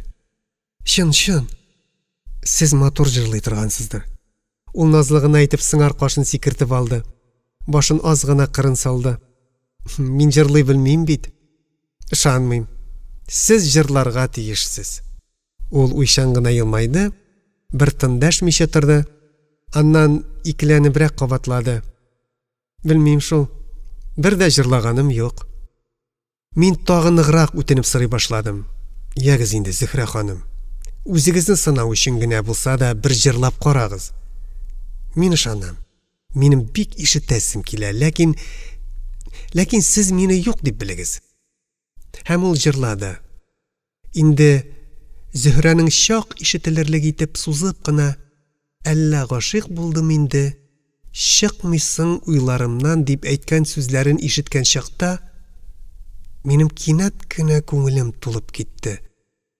Бу ни эш? Тагы шул гына җитмәгән иде. Мин иренемне тешләп, башымны түбән идем. Ул җырлап бетерер-бетермәс миннән борчылып сорап куйды. Сезгә ни булды? Тиз генә җавап бирүе авыр иде. Бары тынычлана төшкәч, мин аңа күтәрелеп карамаска тырышып акрын гына: "Борчылмагыз, Зөһрә ханым. Берни дә булганы юк", дидем. Тик бераз хыялга бирелеп киттем шикелле, бары шул гына. Ышандым ул минем бу ялганыма, юкмы әйтә алмыйм, ләкин нидер сизенде булса кирәк. Шушы хәлдән соң ул еш кына миңа, мин күрмәгәндә, төбәлебрәк карый торган булды һәм нидер сагайып көтә башлады. Шулай китәр вакытларда якынлашып килә иде инде һәм менә безнең арада күп кенә чиракларда була торган шикелле, һич уйламаганда, көтмәгәндә иң әһәмиятле сөйләшүләрнең берсе булып алды. Кичке аштан соң без йөрергә киттек. Зур паркның бөтен юлларын күптән йөреп чыкканга күрә, мин Зөһрә ханымны санаторий артындагы тауга менәргә чакырдым. Зөһрә ханым риза булды һәм без киттек. Паркның бер юлы шул тау итәген алып бара, аннан тар сукмак югары алып менә. Без текә тауга ашыкмыйча туктый гына мендек. Менеп җиткәч, безнең күз алдыбызда искиткеч матур һәм мәһабәт бер күренеш ачылды. Кояш диңгезгә әле яңа гына батып өлгергән, бөтен уфук буе төньяк балкышы кебек яп-якты нурланып тора. Күк белән диңгез кайда тоташа, аны күреп булырлык түгел, булайрак таба, диңгез өсте вак кабырчыклар сибелгәндәй, яшькелт зәңгәр төсләр уйнатып җимелдәп тора. Күк йөзе акрын гына агарганнан агара һәм төпсезләнә бара.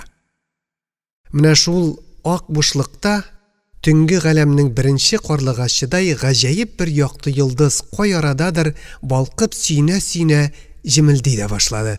Аны иң элек Зөһрә ханым күреп алды. Бу нинди йолдыз? Бу Венера. Безнеңчә Зөһрә йолдыз. Шулмыни инде ул? Әйе, шул инде ул, Зөһрә йолдыз. Матурмы? Матур, диде Зөһрә ханым ничектер әкрен, кыюсыз гына. Шулай да бу кичкенә мөлаем йолдыз астында дөнья нинди иркен, нинди шиксез. Диңгез, диңгез, диңгез. Ул гүя җирне кочагына алган, ул бүтән табигать өстеннән хакимлек итә. Боеган кояшның уфыктагы балкышы сүнеп, караңгылык иңгәч, ул тагын да серлерәк, көчлерәк, мәхәббәтрәк булып китте. Күк йөзе күксел бәрхеткә охшаган йомшак бер тонык төскә керде. Анда Зөһрәнең ишләре күбәйде. Дөнья өстенә шул ерак йолдызлардан килгән тирән тынлык ятты. Таулар гүя диңгезнең киң күкрәгенә башларын салып, йокыга талдылар. Озак сихерләнеп карап тордык без бу серле мәхәббәт дөньяга. Аннан артыбызда бер карт имән тора иде. Шуның төбендәге артсыз тәбәнәк скамьягә утырдык. Сәер генә иде бу минутта минем хәлем. Ни тоям, ни уйлыйм, ни телим, бер нәрсә белмим. Тулы билгесезлек. Бит янымда ул утыра. Күреп торам аның тез өстенә салган кулын. Сулаганда акрын гына тибрәнгән күкрәген. Аз гына югарыга кайтарылган кара кирфекләрен.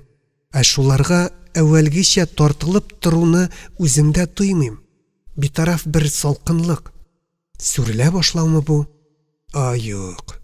Мин аны минут сайын, секунд сайын сөюдән туктый алмыйм инде. Тик кулым кыска.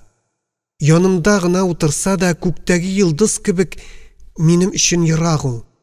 Ихтимал менә шуны аңлаудан киләдер минем бу сәер билгесез хәлем. Сүзсез утыру ахырысы бик узакка китте. Ниһаять, Зөһрә ханым үзе башлап дәште. Нигә сез булай бик тын утырасыз? Минме? Әлбәттә сез. Әллә тагын. Зөһрә ханым сәерләнеп иңбашларын җыерып куйды. Аңламыйм мин сезне. Берәр хәсрәтегез бармы соң сезнең? Юк шикелле. Алайса, эш нидә? Әллә минем белән утыру сезнең өчен күңелсезме? Зинһар алай дия күрмәгез, Зөһрә ханым. Моның дөрес түгеллеген сез үзегез дә беләсез ич. Ул аз гына сүзсез калып торды, аннан тыныч сабыр булырга тырышып, аптырап кына әйтүем, диде. Кичерегез, әгәр урынсыз әйткән булсам. Тик әле сездәге үзгәреш бик гаҗәп тоелганга күрә генә. Нинди үзгәреш дидем мин аның сүзен бүлеп. Нинди үзгәрешме? Башта сез бүтәннәр кебек нормаль генә бер кеше идегез. Аннан зур бер кайгыга дучар булгандай, көннән-көн башыгызны түбәнрәк салындырып йөри башладыгыз. Нидән бу? Нинди хәсрәт, нинди төшенкелек бар сездә?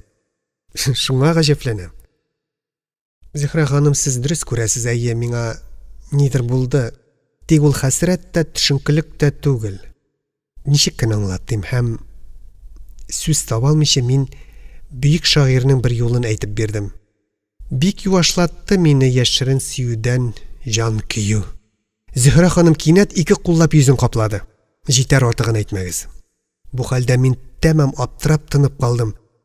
Шул кадәр көтелмәгәнчә килеп чыкты ул. Ләкин Зөһрә ханым үзен бик тиз кулга алды, башын күтәреп чәчләрен сыпырып куйды. Утырган җирендә турая төште. Йөзе аның бу минутта эчке газабын көчләнеп басарга тырышкандай, киренке җитди, хәтта бераз усал да иде. Шактый гына дәшми утырганнан соң ул ниһаять телгә килеп акрын гына булай диде. Идрис иптәш, бу аның миңа беренче тапкыр исемем белән дәшүе иде. Әмма иптәше нигә кирәк инде? Әгәр сезнең урында бүтән берәү миңа шул сүзләрне әйтсә, мин я торып китәр идем, я шаркылдап көлгән булыр идем. Ләкин күрәсез, мин берсен дә эшли алмадым. Эшли алмадым, чөнки сезнең сүзләрегез минем өчен коры буш сүзләр генә түгел. Аңлыйсызмы сез шуны? Көлеп кенә карый алмыйм мин сезнең сүзләргә. Ходай хак өчен моны исегездә тотыгыз. Сез сорадыгыз, мин әйттем, Зөһрә ханым, дидем мин юаш кына. Әйе, мин үзем сорадым, чөнки нидер сизенеп борчыла идем. Кеше нидән газаплана дип борчыла идем. Бер сүз әйттегез, мин барысын да аңладым. Артыгы кирәкми. Ни өчен? Аңладым мин сезне, ышанасызмы? Аңладым. Шуның өчен. Ләкин сез дә мине аңларга тиешсез. Зөһрә ханым аз гына тотлыгып торды да, шыгып дулкынланып сүзен дәвам иттерде. Әйе, сез дә аңларга тиешсез минем хәлемне. Минем, ничек дим, сезнең хисегезгә мөнәсәбәтемне димме? Юк, алай да түгел, Ходаем, ничек дим. Минем җавап бирә алмавымны аңларга тиешсез. Аңлыйм, дидем мин кабер эченнән әйткәндәй. Аңлаганга күрә сезне борчымаска, сездән ничек тә яшерергә тырыштым. Башымны түбән иеп утырганга күрә мин аны күрми идем, ләкин һәрбер хәрәкәтен, һәрбер сулышын сизеп торам. Менә хәзер дә ул җиңеләеп бер сулады да, тәмам үзгәргән тавыш белән җылы итеп: "Сез яхшы кеше", диде. Юкка гына мин сезгә ышанып йөрмәдем, чынлап әйтәм.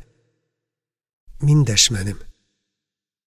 Ышаныгыз, сезнең кебек кешенең газабын күрү миңа бер дә җиңел түгел. Без хатыннар мондый чакта үзебез дә газапланабыз. Кешенең хәленә керәсе аны юатасы килә, ләкин ничек итеп? Бер яхшы сүз белән генә булмый бит. Нәрсә бу? Нигә кирәк булар? Үзенчә кызгануы, юатырга теләвеме инде бу? Ләкин юкка гына бичара үзен көчләп маташа. Миңа кирәкми буларның берсе дә кирәкми. Менә шулай тик кенә тын гына утырырга да утырырга. Аннан вакыт җиткәч кузгалырбыз, кайтып җиткәч баш иеп, бер-беребезгә тыныч йокы теләп аерылышарбыз. Безнең өчен реаль чынлык шул бит инде.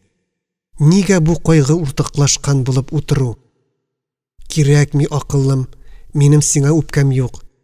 Әмма ләкин Зөһрә ханымның җаны чынлап та тыныч түгел иде, ахрысы. Чынлап та нидер аны борчый иде булса кирәк. Күпмедер сүзсез тынып утыргач, ул эчке дулкынлануын сиздергән тавыш белән, әмма нәкъ якын кешесенә дәшкәндәй бик үз итеп миңа булай диде: "Телисезме, мин сезнең берәүнең башыннан кичкән кызыклы бер тарихын сөйлим. Тыңлыйсыгыз киләме?" Нинди тарих?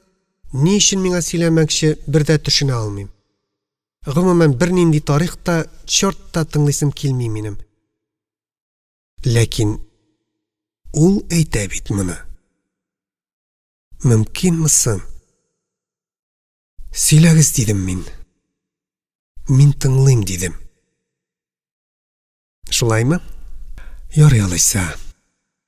Тик сөйләү минем өчен авыр булачак, чөнки ул минем үз тарихым. Моңарча әле аны беркемгә дә, ишетәсезме, беркемгә дә сөйләгәнем юк иде. Ә менә сезгә, ят ир кешегә, нигәдер сөйлисем килеп китте. Мин бит сезгә ышанам, бигрәк тә минем хәлемне дөрес аңларсыз дип ышанам. Ах, аңласагыз иде сез. Бик әһәмиятле бу минем өчен, ләкин сөйли белмәсәм, сез гаеп итмәсез инде, ярыймы? Борчылмагыз, Зөһрә ханым, сөйләгез, мин сезне шаят аңлармын. Тик менә ничек башлап китәргә? Ул кыюсыз гына елмайды, ни өчендер чәчләрен рәтләгән булды. Бүген вакытта соң инде сөйләп бетерергә өлгермәм. Мин сезне һәр кич шушында, шушы урында тыңларга әзермен, дидем мин, әллә аны, әллә үземне рухландырырга тырышып. Әйе, тарих озын, белмим, ничек йырып чыгармын, диде ул. Бу аның башыннан кичкән мәхәббәт тарихы иде. Үзе әйткәнчә, ул менә бүгенге кичне генә бетмәде. Безгә берничә тапкыр очрашырга һәм хикәяне дәвам итәр өчен шушы тауга менәргә туры килде. Мин үземнең шәхси тормышымны Зөһрә ханымга сөйли алмадым. Гаять авыр эш иде бу минем өчен. Ә менә Зөһрә ханым башыннан кичкәннәрне сөйләгәч, мин ничектер үз бәхетсезлегемне яңадан айыруча тирән сизенгән кебек булдым. Әлбәттә, вакыйгалар бер-берсенә якын да килми, ләкин ички мәгънә ягыннан билгеле бер уртаклык бар дияр идем. Хәер, алдан нәтиҗә ясаганчы, иң элек Зөһрә ханымның хикәясен тыңлыйк. 7-нче бүлек. Зөһрә ханым сүзен булай дип башлады. Сезгә әйткән идем әле, мин бит Чиләбе кызы. Мактанасым килгәндә Урал кызы дип тә әйткәлим. Дөрес, Чиләбе тирәсендә Урал таулары юк, тигез дала, шулай да безне Урал кешеләре дип йөртәләр. Моны сезгә хәзер мактанасым килүдән әйтмим, башымнан күчкән хәлләрнең урынын күрсәтер өчен генә әйтәм. Шулай, Чиләбедә туып, Чиләбедә үстем мин. Тигез хәлле генә семьяда, нужа күрмичә тыныч кына узды минем балачагым. Әти революциягә кадәр зур байларда приказчик булып торган. Әнием укытучы булган. Ул миңа кулыннан килгән кадәр үзенчә дөрес, яхшы тәрбия бирергә тырышты. Кече яшьтән үк ул мине ана телендә укырга өйрәтте. Аннары 4 ел татар мәктәбенә йөртте. Аның кыз чагыннан ук җыеп килгән бай гына китапханәсе бар иде. Шуннан сайлап кына миңа китаплар бирә торган иде. Бигрәк тә татар музыкасына мәхәббәт уятырга теләде. Моның өчен хәтта үзенең кайбер асыл әйберләрен сатып, өебезгә иске генә бер пианино да алып куйды. Шуның өстенә ул әле миңа татар шигүләренә дә өйрәтте. Шулай итеп, әни минем күңелемә үз халкыбызга мәхәббәт, үз культурабызга хөрмәт орлыгы салырга тырышты. Бушка китмәде шикелле аның бу тырышуы. Шулай сизәм. Рәхмәт. Бик рәхмәт инде аңа. Мин шиткә кереп киттем шикелле, менә бит ул сөйли белмәүнең бәләсе. Гаеп итмәгез инде, бусы минем биографиямә кичкенә генә бер кереш булсын ярыймы? Мин тыңлыйм, Зөһрә ханым. Һәм чыннан да мин аны гаять бирелеп тыңлый идем. Ул шуны күрмиме? Күрә, әлбәттә. Тавышыннан сизеп торам күргәнен. Хәзер инде ул бер дә каушамыйча сүзен башлап китте. 1939 елны мин урта мәктәпне бетереп, көзен институтка укырга кердем. 40 елның язында Нәҗип Аитов Мәскәүдән Бауман институтын бетереп кайтты. Мин аны бала чагымнан ук белә идем. Аның әти-әниләре безгә күптән таныш, якын йөрешкән кешеләр иде. Мутахар абзый, Нәҗипнең әтисе, тегермәннәр трестында эшләүче зур бер белгеч иде. Ул үзе бөтенләй укымаган кеше дип сөйлиләр иде, ләкин бик яшьтән үк шул иген тарттыру эшенә кереп киткән, бик авырлык белән үзенә юл салган, әле революциягә кадәр үк Троицк байының зур паровой тегермәнендә управляющий булып эшләгән диләр. Тегермәннәр Советка күчкәч тә ул һаман шул эшендә калган. Мәскәүдән бер зур кеше, чын булса Цюрюпа диләр, аңа тияргә кушмаган имеш. Соңыннан неп вакытында шикелле аны Чиләбегә күчергәннәр. Менә шул заманнан бирле инде ул әйткәнемчә зур бер белгеч булып эшләп килә. Инде әнисе Гайша турында нәрсә дим? Менә сәүдәгәр гаиләсеннән чыккан, аш-суны бик яхшы белгән, исемле кешеләр белән йөрешергә яраткан бер тулы гына татар абыстайын күз алдыгызга китерсәгез, шул Гайша апа булыр инде. Ул үзе бик зирәк хатын иде. Теле дисәң авызы белән кыш тотар, ярым дисә иблискә яучы булыр. Инде кеше тикшерә башласа, энә күзеннән үткәрә торган иде. Кешеләрне ул икегә бүлеп йөртә. Затлы һәм затсыз. Затлысы бай яки укымышлы гаиләдән чыккан кеше, затсыз дигәне надан, тәрбиясез, дөнья күрмәгән халыктан чыккан кешеләр. Аның бөтен хыялланганы да үзенең Нәҗибен затлы кызга өйләндереп, затлы кешеләр белән туганлашу иде. Соңыннан эшләр бик тирәнгә киткәч, мин еш кына Гайша апа минем хакта алданмыйм икән дип уйлана торган идем. Ике гаилә кайчан йөрешеп киткәннәрдер, ул кадәресен хәтерләмим, ләкин мин үземне белә башлаганда, безнең гаиләләр бер-берсенә бик якыннар иде инде. Аннан аралар да ерак түгел иде. Әледән-әле алар безгә, біз аларга кирип йөри идек. Ул чакларда әле Нәҗип белән минем арада дуслык дип әйтерлек берни дә юк иде. Ул үсмер малай, ә мин 7-8 яшьлек кенә кызчык идем. Минем өчен ул зур абый иде, дәшәргә, сөйләшергә курка идем мин аңардан. Ә ул миңа бөтенләй игътибар итми иде шикелле, чөнки сүз катып минем белән берәр сөйләшкәнен һич хәтерләмим. Әйбәт тужурка чалбар, ялт иткән кара ботинкалар кигән нәзек озын гына егет кайта, керә, чыга, китә, ә мин ялан аяк чабып йөрүче кыска күлмәкле чандыр гына кызчык, аның күзенә чалынмас өчен берәр яры пысып кала идем. Тагын шуны хәтерлим, ара-тирә әтиләр аның хакында Нәҗип бик акыллы бала, үзен бик әдәпле тота, яхшы укый да, ерак китәр, зур кеше булыр дип сөйлиләр иде. Ә мин ниндидер гаебем бар шикелле өнсез генә тыңлыйм һәм ичемнән нигә мин малай булмадым икән, мин дә ерак китәр идем дип уйлый идем. Мин 6-нчыда укганда ул вузга китте. Мин урта мәктәпне бетергәндә ул Мәскәүдән инженер булып кайтты. Кайту белән Чиләбенең зур бер заводында эшли дә башлады. Бу инде чыннан да утырып җиткән чын егет иде. Ул тырышы дисеңме, ул кыланышы дисеңме, нәкъ менә Гайша апа әйтмешли, зат ясенеке кебек. Бер дә бәясен төшерерлек түгел, ә үзе шундый җитди, горур, янына барырга куркырсың. Мин дә туташ булып җиткән идем инде һәм аңа ихтыярсыздан кызыксынып карый идем. Дөрес, Мәскәүдән каникулга кайтып биргән чакларында да мин аны еш күрә торган идем. Ләкин ул вакытларда әле күңелемдә җиткән кыз хисләре уянмаганга күрә, мин аңа хәзерге шикелле ниндидер ичке бер кызыксыну белән карый белми идем. Ул минем өчен бары Нәҗип абый иде. Тартына идем мин аңардан, хәтта бераз гына шүрли дә идем. Аннары ул үзе дә мине җитеп килгән кыз итеп күрми иде шикелле. Күрсә сизмичә калмас идем инде. Әле аның күзенә гомумән кызлар күренми идеме?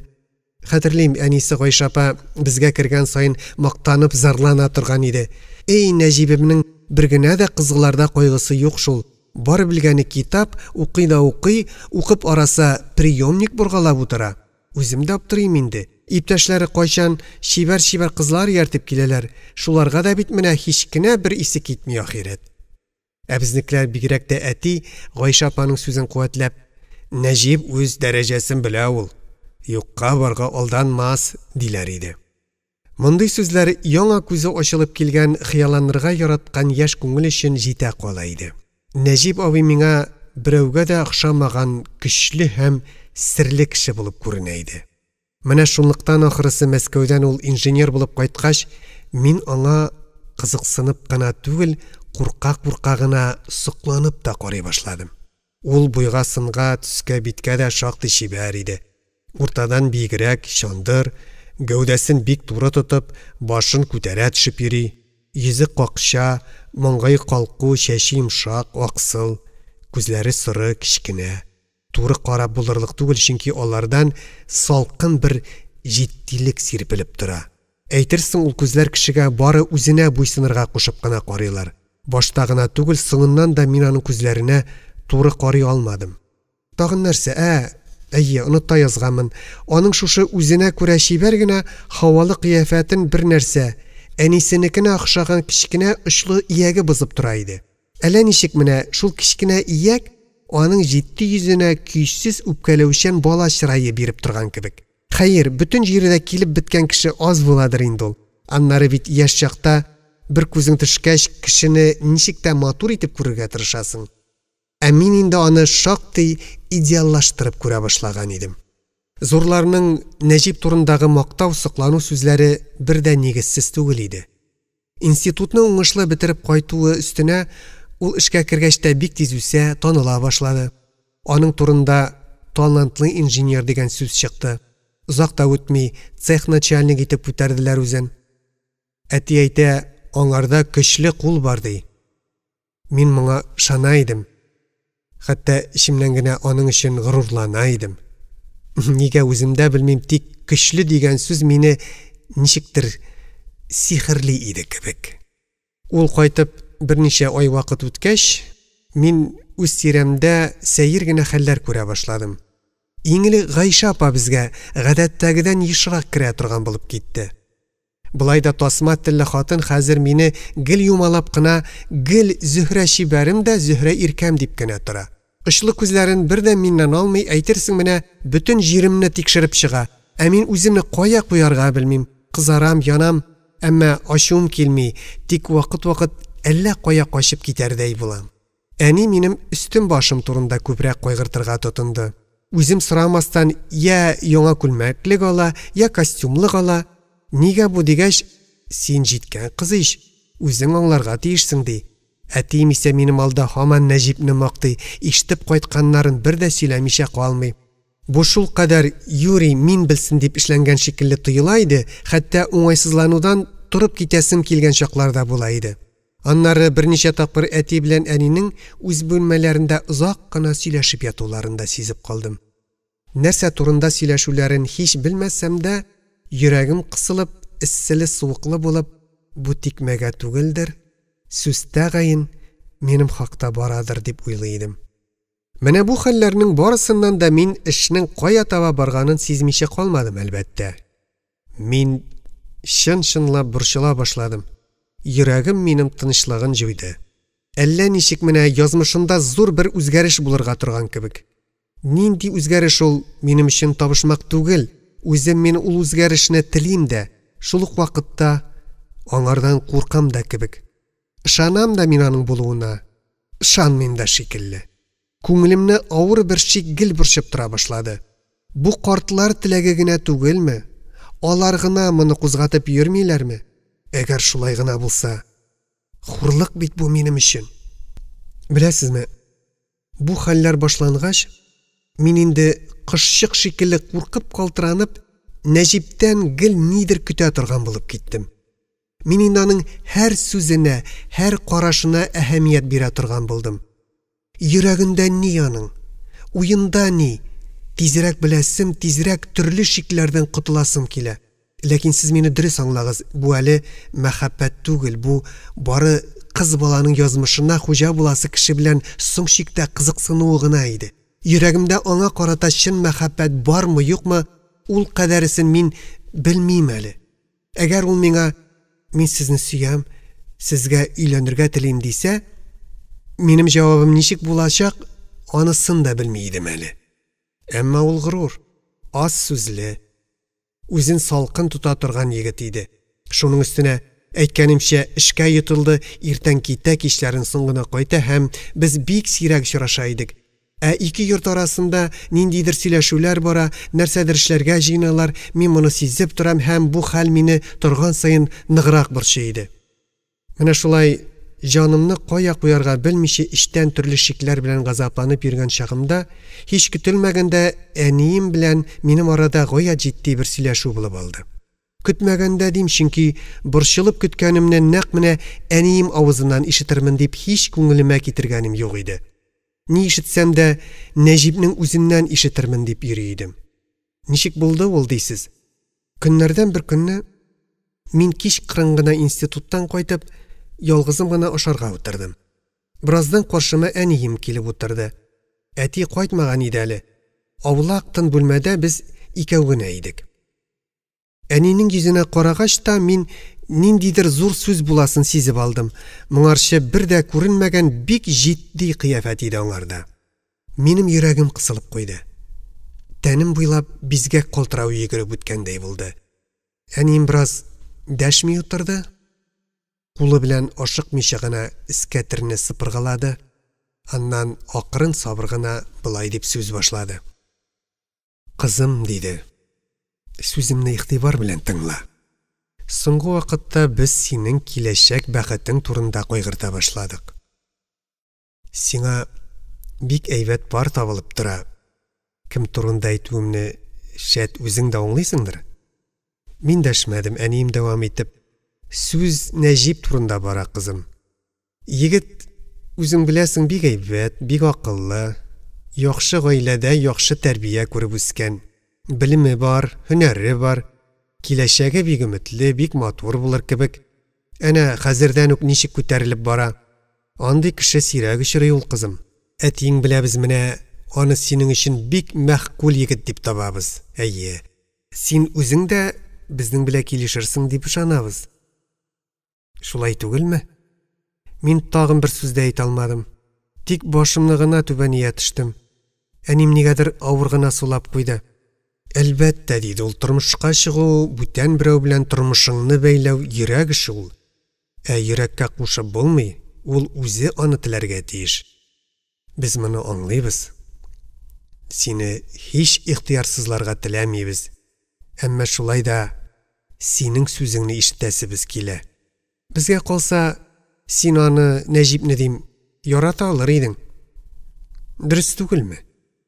Бик кыен иде минем хәлем, әллә ничек кенә менә һич зиһенемне җыя алмыйм, ләкин нидер әйтергә кирәк. Һаман дәшмичә калу ярамый бит инде.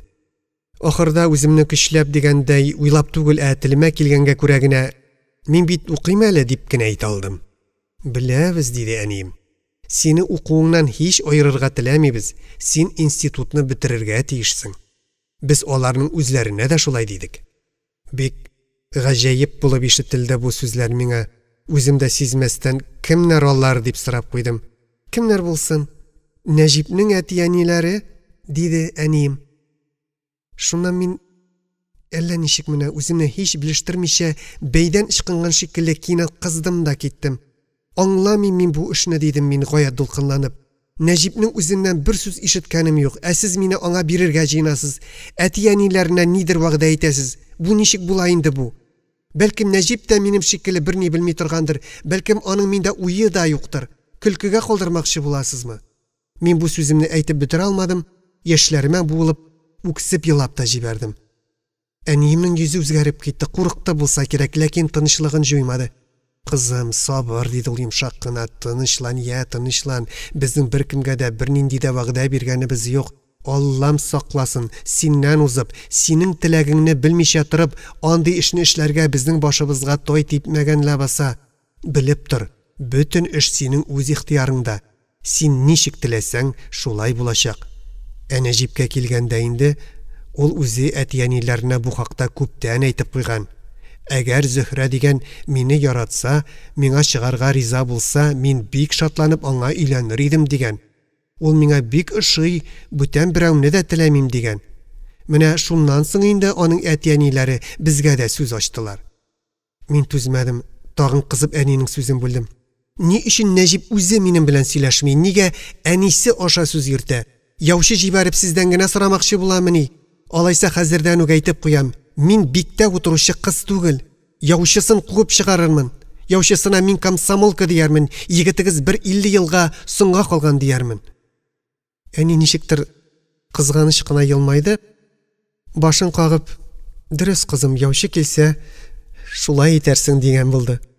Күрәсең, аңа да җиңел түгел иде. Бәлкем, сүзне җайсызрак башлап, мине бу хәлгә җиткерү өчен үкенеп тә куйгандыр. Шактый сүзсез тынып торды. Күзләре буйыкланды, йөзенә тирән уй чыкты. Ана йөрәге бит ниләр генә кичермидер ул. Аңа карап мин инде балаларча әйтеп ташлаган сүзләрем өчен үзем дә үкенә башладым. Аннан әнием ничек тә йомшак булырга тырышып, шуның белән бергә аңласын, җитсен моңа дигәндәй, бик җитди итеп миңа булай диде. Зөһрә кызым, син юкка борчылма. Эш син уйлаганча түгел. Яучы да килмәс, сине көчләүче дә булмас. Инде Нәҗип үзенең ниятен башлап әти-әниләренә әйткән икән, бу бер дә гаеп эш түгел иш. Әгәр шуннан берәр егет сиңа өйләнергә теләвен әйтсә, син дә вәгъдә биргәнче иң элек безгә әйтмәс идеңмени? Бу бит ата-анага хөрмәт дигән сүз. Бигрәк тә моның кебек зур эштә ата-анадан узып яки аңардан яшереп эш итәргә ярыймы соң? Үзең уйлап кара. Нәҗип акыллы, тәрбияле бала, шуңа күрә иң элек әти-әнисен әйткән. Бер дә гаеп түгел бу кызым, бер дә гаеп түгел. Ул синең белән сөйләшәчәк, әлбәттә сөйләшәчәк. Моны аның өчен берәү дә эшләмәячәк. Инде мин бу хакта сүз ачканмын икән, сиңа алдан белгертеп куясым килде. Кинәт булмасын, уйлый тор дидем. Аңла кызым, син зур, бик зур сынау алдында торасың. Син үзең хәл итәчәксең. Йөрәгең ничек кушса, шулай эшләрсең. Әмма акылың белән дә үлчәп кара.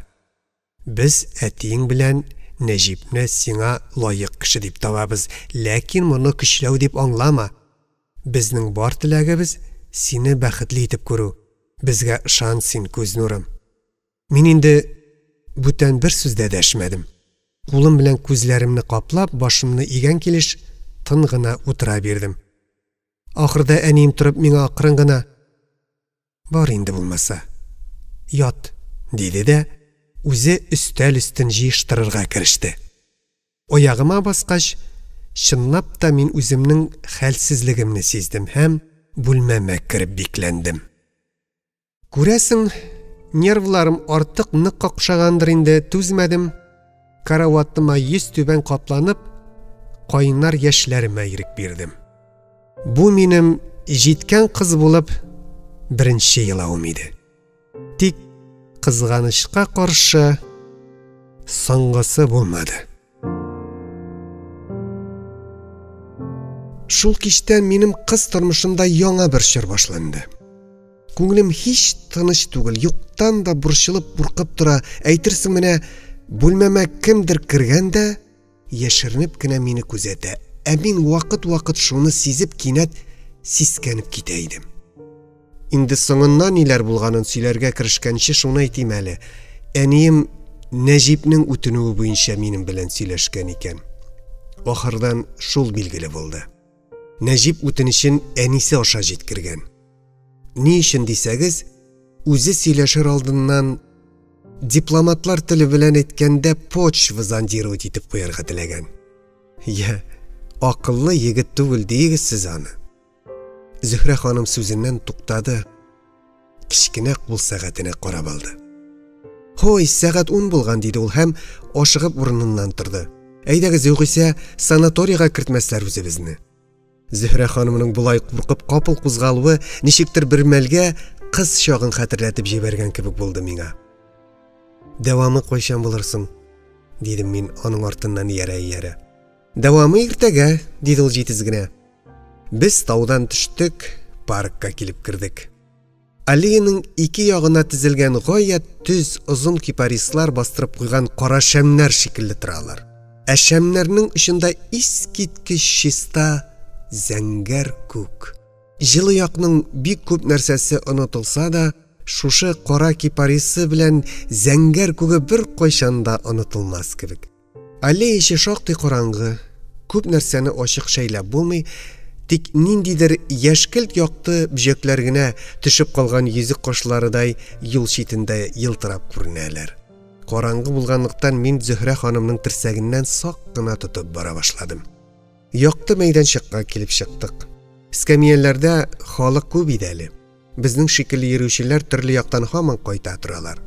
Зөһрә ханым бирдә тукталып тормыйча минем белән саубуллашты да бүлмәсенә кирип китте. Аңардан соң арлы-бирле йөренеп карадым. Бераз гына утырып та торган булдым, ләкин ялгызым кызык тапмагач, мин дә кирип ятарга булдым. Әлбәттә, йокы тиз генә килмәде. Күптән инде йокысызлык белән интегәм. Бу юлы Зөһрә дә үз бүлмәсендә йоклый алмыйча ятадыр кебек тоелды миңа.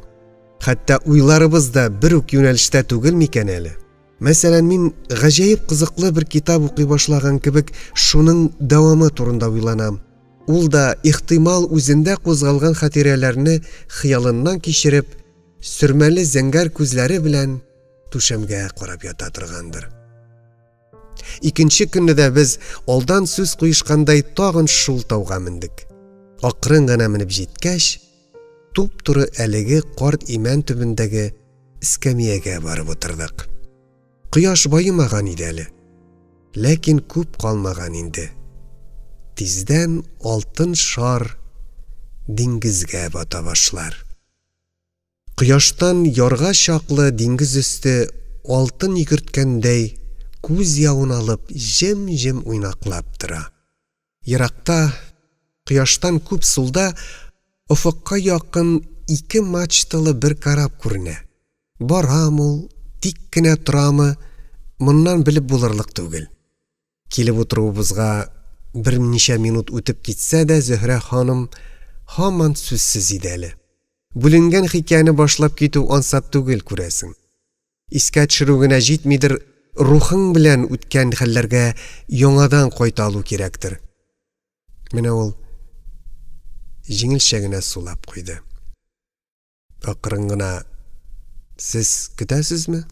дип сорады. "Зарар юк, Зөһрә ханым", дидем мин.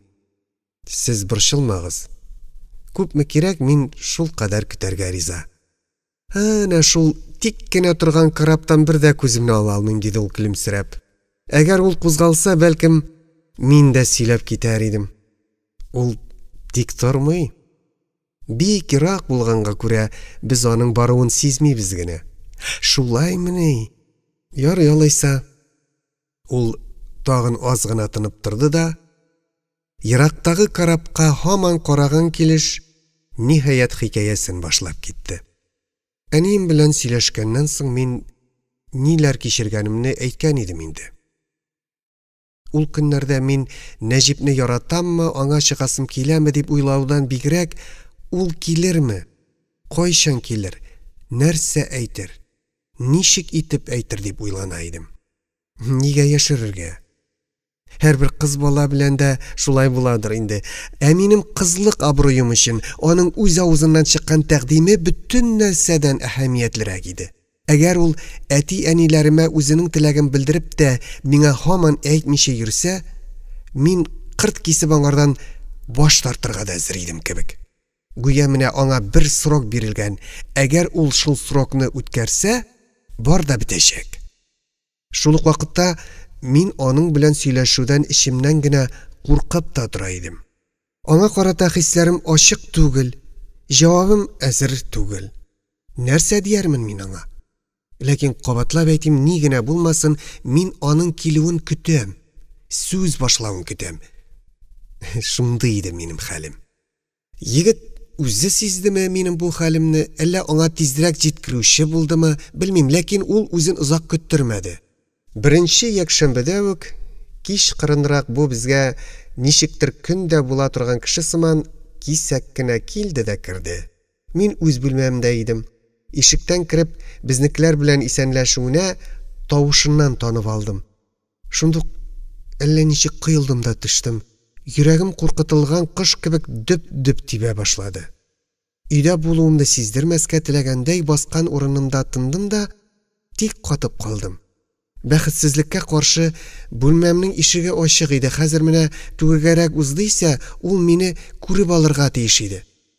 Әти белән әнием аны бик ачык йөз белән каршы алдылар. Бигрәк тә әнием ике кулын җәеп каршылады. Пальтосын да үзе алып элмәде микән әле. Нәҗип шишенгәч түргә узып утырды, ләкин минем бүлмәмә карамады. Алар үзара сөйләшә башладылар. Ә мин баскан җиремдә һаман катып тора бирдем. Чыгып исәнләшергәме, юкмы, тәмам аптырабга төштем. Я юләр түгел дигез инде мине. Безнең өйгә беренче генә килүе түгел бит аның. Бала чагыннан ук беләм бит мин аны. Ә менә югалдым да калдым. Ярый инде, әниемә рәхмәт, ул минем хәлемне белгәндәй залдан кычкырып дәште. Кызым, Нәҗип килде. Мин, шулаймыни дигән булдым. Кемдер төртеп җибәргәндәй кызу-кызу гына атлап залга чыктым. Нәҗип урыныннан торды, без күрештек. Ул кире утырды, ә мин бүлмә уртасында тагын нишләргә белмичә аптырап калдым. Битләремә әйтерсең ут капты, пешереп янарга тотындылар. Әни кеше бик сизгер була бит. Шунда ук ул миңа эш кушты. Кызым, чәй әзерлә. Ләкин Нәҗип сәгатенә карап алды да, рәхмәт, мәшәкатьләнмәгез диде. Мин Зөһрәне кинога чакырырга дип кенә кергән идем. Әгәр мөмкин булса. Ул сүзен әйтеп бетермәде, мин дә чыга башлаган җиремнән туктарга мәҗбүр булдым. Әтием җәһәт кенә "Шәрбез әле, шәрбез" диде. Үзе бик мәгънәле итеп миңа карап алды. Баш тартырга һич ярамаганлыгын мин шунда ук аңлап алдым. Ләкин нәрсә дип әйтергә, бу кадәресен уйлап табарлык түгел идем. Тагын әнием ярдәмгә килде. Кызым, вакытың бармы синең? Бар дидем мин уялып, икеләнеп кенә. Әтием яңадан Нәҗип белән нидер сөйләшергә кереште, ә мин инде нишлим дигән бала төсле әниемә карадым. Әнием гаҗәеп тыныч, гади генә әйтеп миңа "Бар алайса, кин" диде. Мин бүлмәмә кирип киттем. Ишекне ябып куйдым да кечкенә өстәлем янына барып утырдым. Бүтән нәрсәдән, безнекеләрнең ничек итеп аны каршы алуларыннан, әтиемнең бик мәгънәле итеп карап куюыннан, әниемнең шундый оста, сак кына минем белән идарә итүеннән, егетнең миңа карамаска тырышып бары әти белән генә сөйләшкән булып утыруыннан мин бер юлы аңладым. Ул минем белән сөйләшергә килгән. Кино әлбәттә сылтау гына. Ходаем, менә көткән сәгатьләреңдә килеп җитте. Куанаммы мин моңа, әйтә алмыйм, тик Күргәнегезчә, кыелдым да төштем, аптырадым да калдым. Нигә болай булды соң минем белән? Нигә бу кадәр мин тиле, башымны җуйдым? Әллә шул алдан белеп, көтеп йөрү ярамадымы? Һич менә төшенә алмыйм. Ләкин хәзер миңа ничек тә тынычланырга, ничек тә үземне кулга алырга кирәк иде. Һич югы бераз акылымны җыярга кирәк. Югыйсә мин аның сүзләрен ничек аңлармын да, сорауларына ничек итеп җавап бирермен? Ул залда мине көтеп утыра. Әти-әнием дә бу кызый ник бик озаклады дип эшләреннән борчыла торганнардыр. Ә мин башымны иеп утырам да утырам. Ни өчен утырам? Хода белсен. Ашыгырга кирәклеген үзем бик яхшы белеп торам. Ахырда турып киенә башладым. Күптән түгел генә тектереп алган күк йон күлмәгемне кидем, ефәк оек кидем, кара замш туфлиләремне кидем. Шәшемне тарап күперттем, аз гына пудра салдым. Ул чакта мин бик бизәнми идем әле. Красный Москваны мул итеп сөртендем. Чөнки хуш исне электән үк ярата идем. Шулай киенеп, бизәнеп маташа торгач, бераз тынычланган кебек тә булдым. Аннан залга чыктым. Бу юлы Нәҗип күзләрен тутырып карап мине каршы алды. Әйе, минем киемнәрем алай модныйлардан булмаса да, үземә бик килешә иде.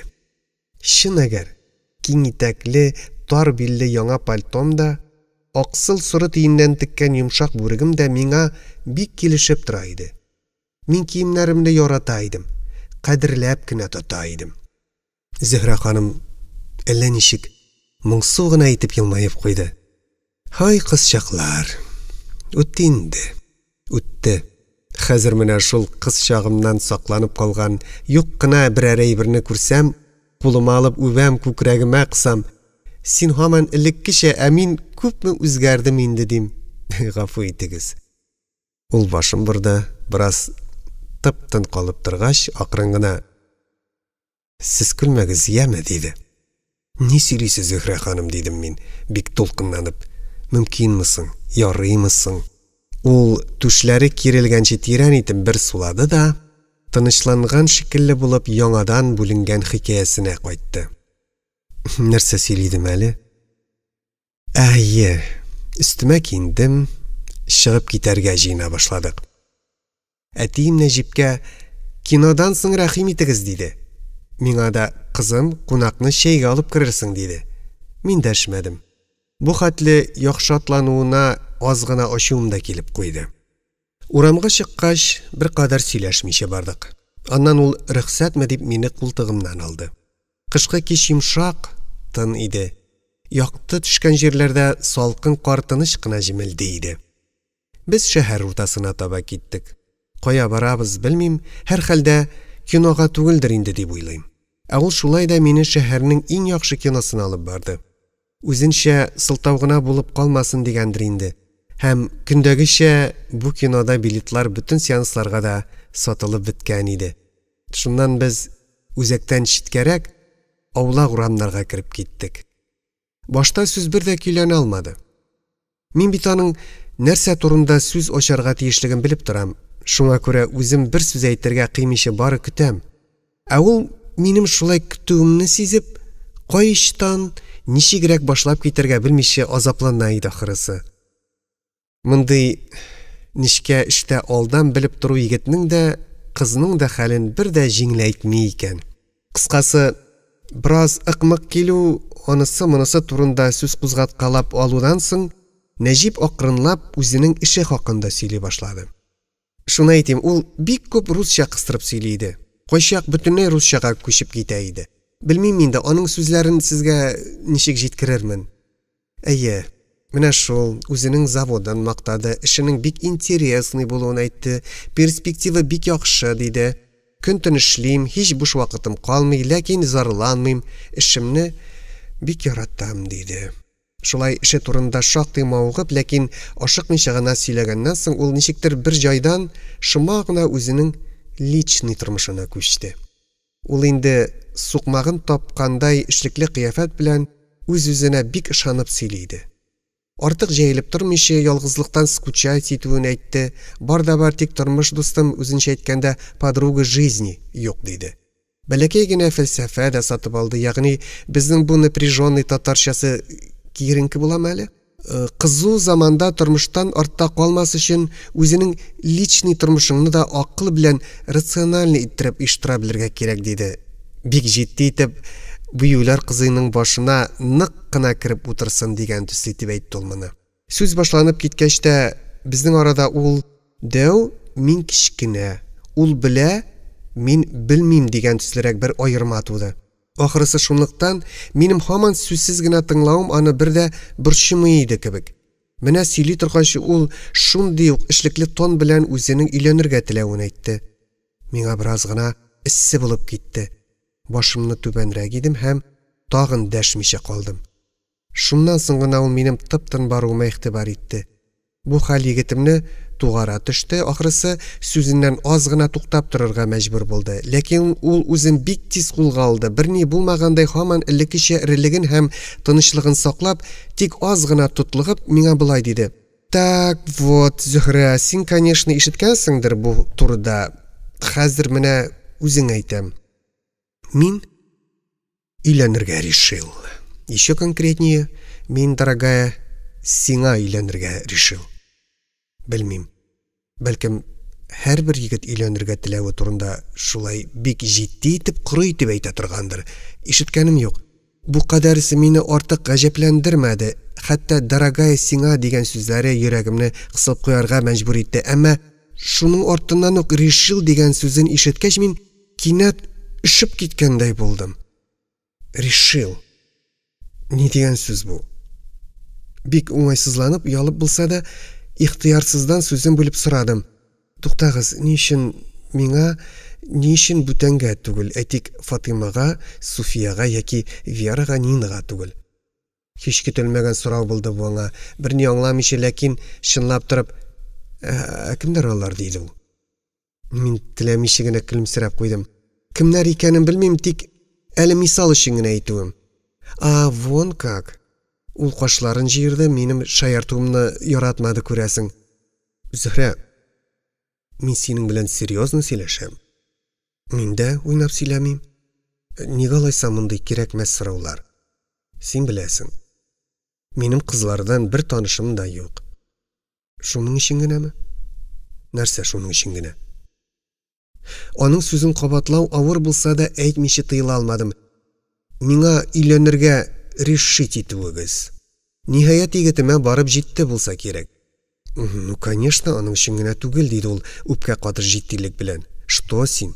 Главное, син миңа ошыйсың, Зөһрә. Менә ни өчен мин сиңа өйләнергә телим. Шулаймыни? Әйе, шаныгыз, искренне әйтәм. Рәхмәт. Ләкин өйләнер өчен бер шату гына җитәме соң? Егет иң башын җыерып куйды шикелле. Мин бу главный дидем. Шаса өйләнәләр, шамаса юк, не так ли? Ярату. Бик наивный икән син, Зөһрә, диде ул көләргә тырышып. Шатам, значит, яратам.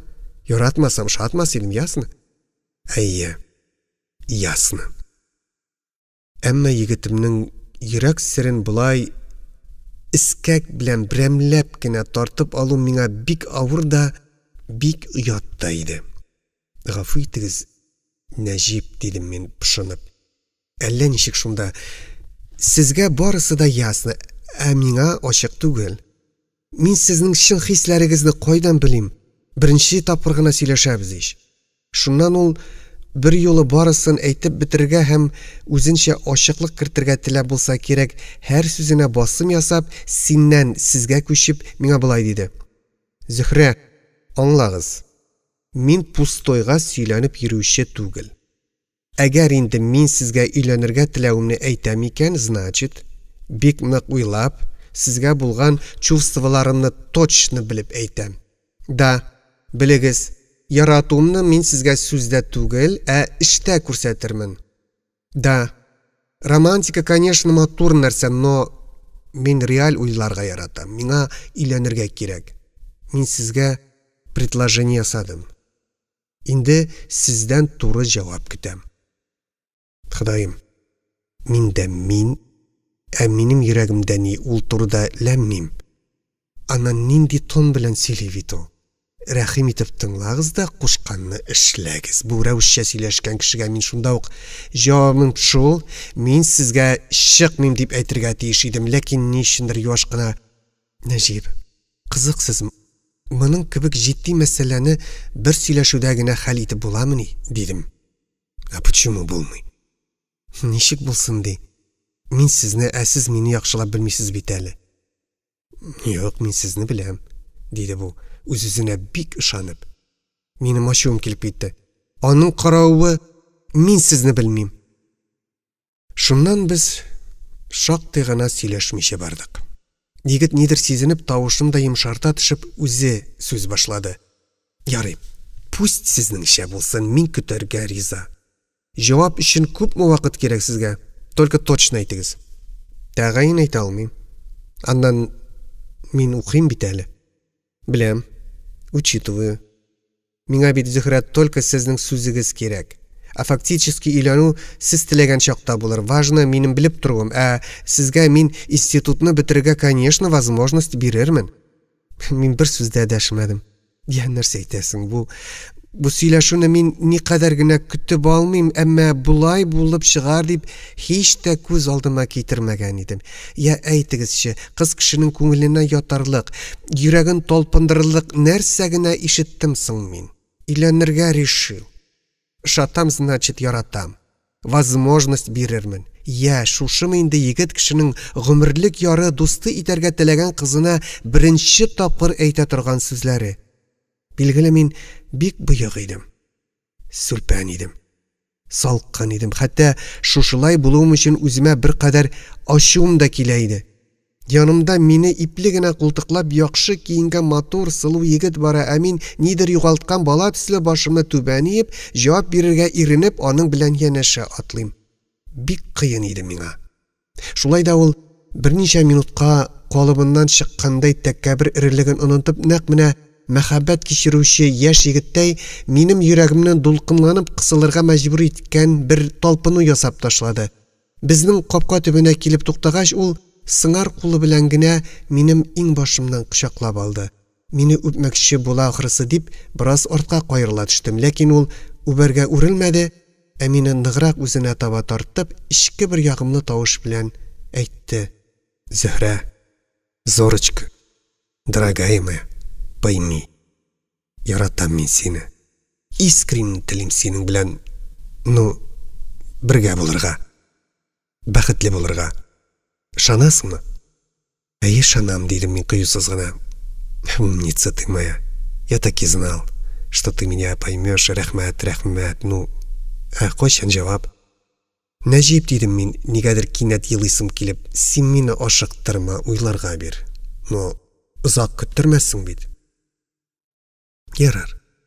Ул мине тагын да үзенә якынрак тартты. Инде үбә дип котым алынды, ләкин ул тыйнак әдәпле егет иде. Бары иелә төшеп колагыма акрын гына.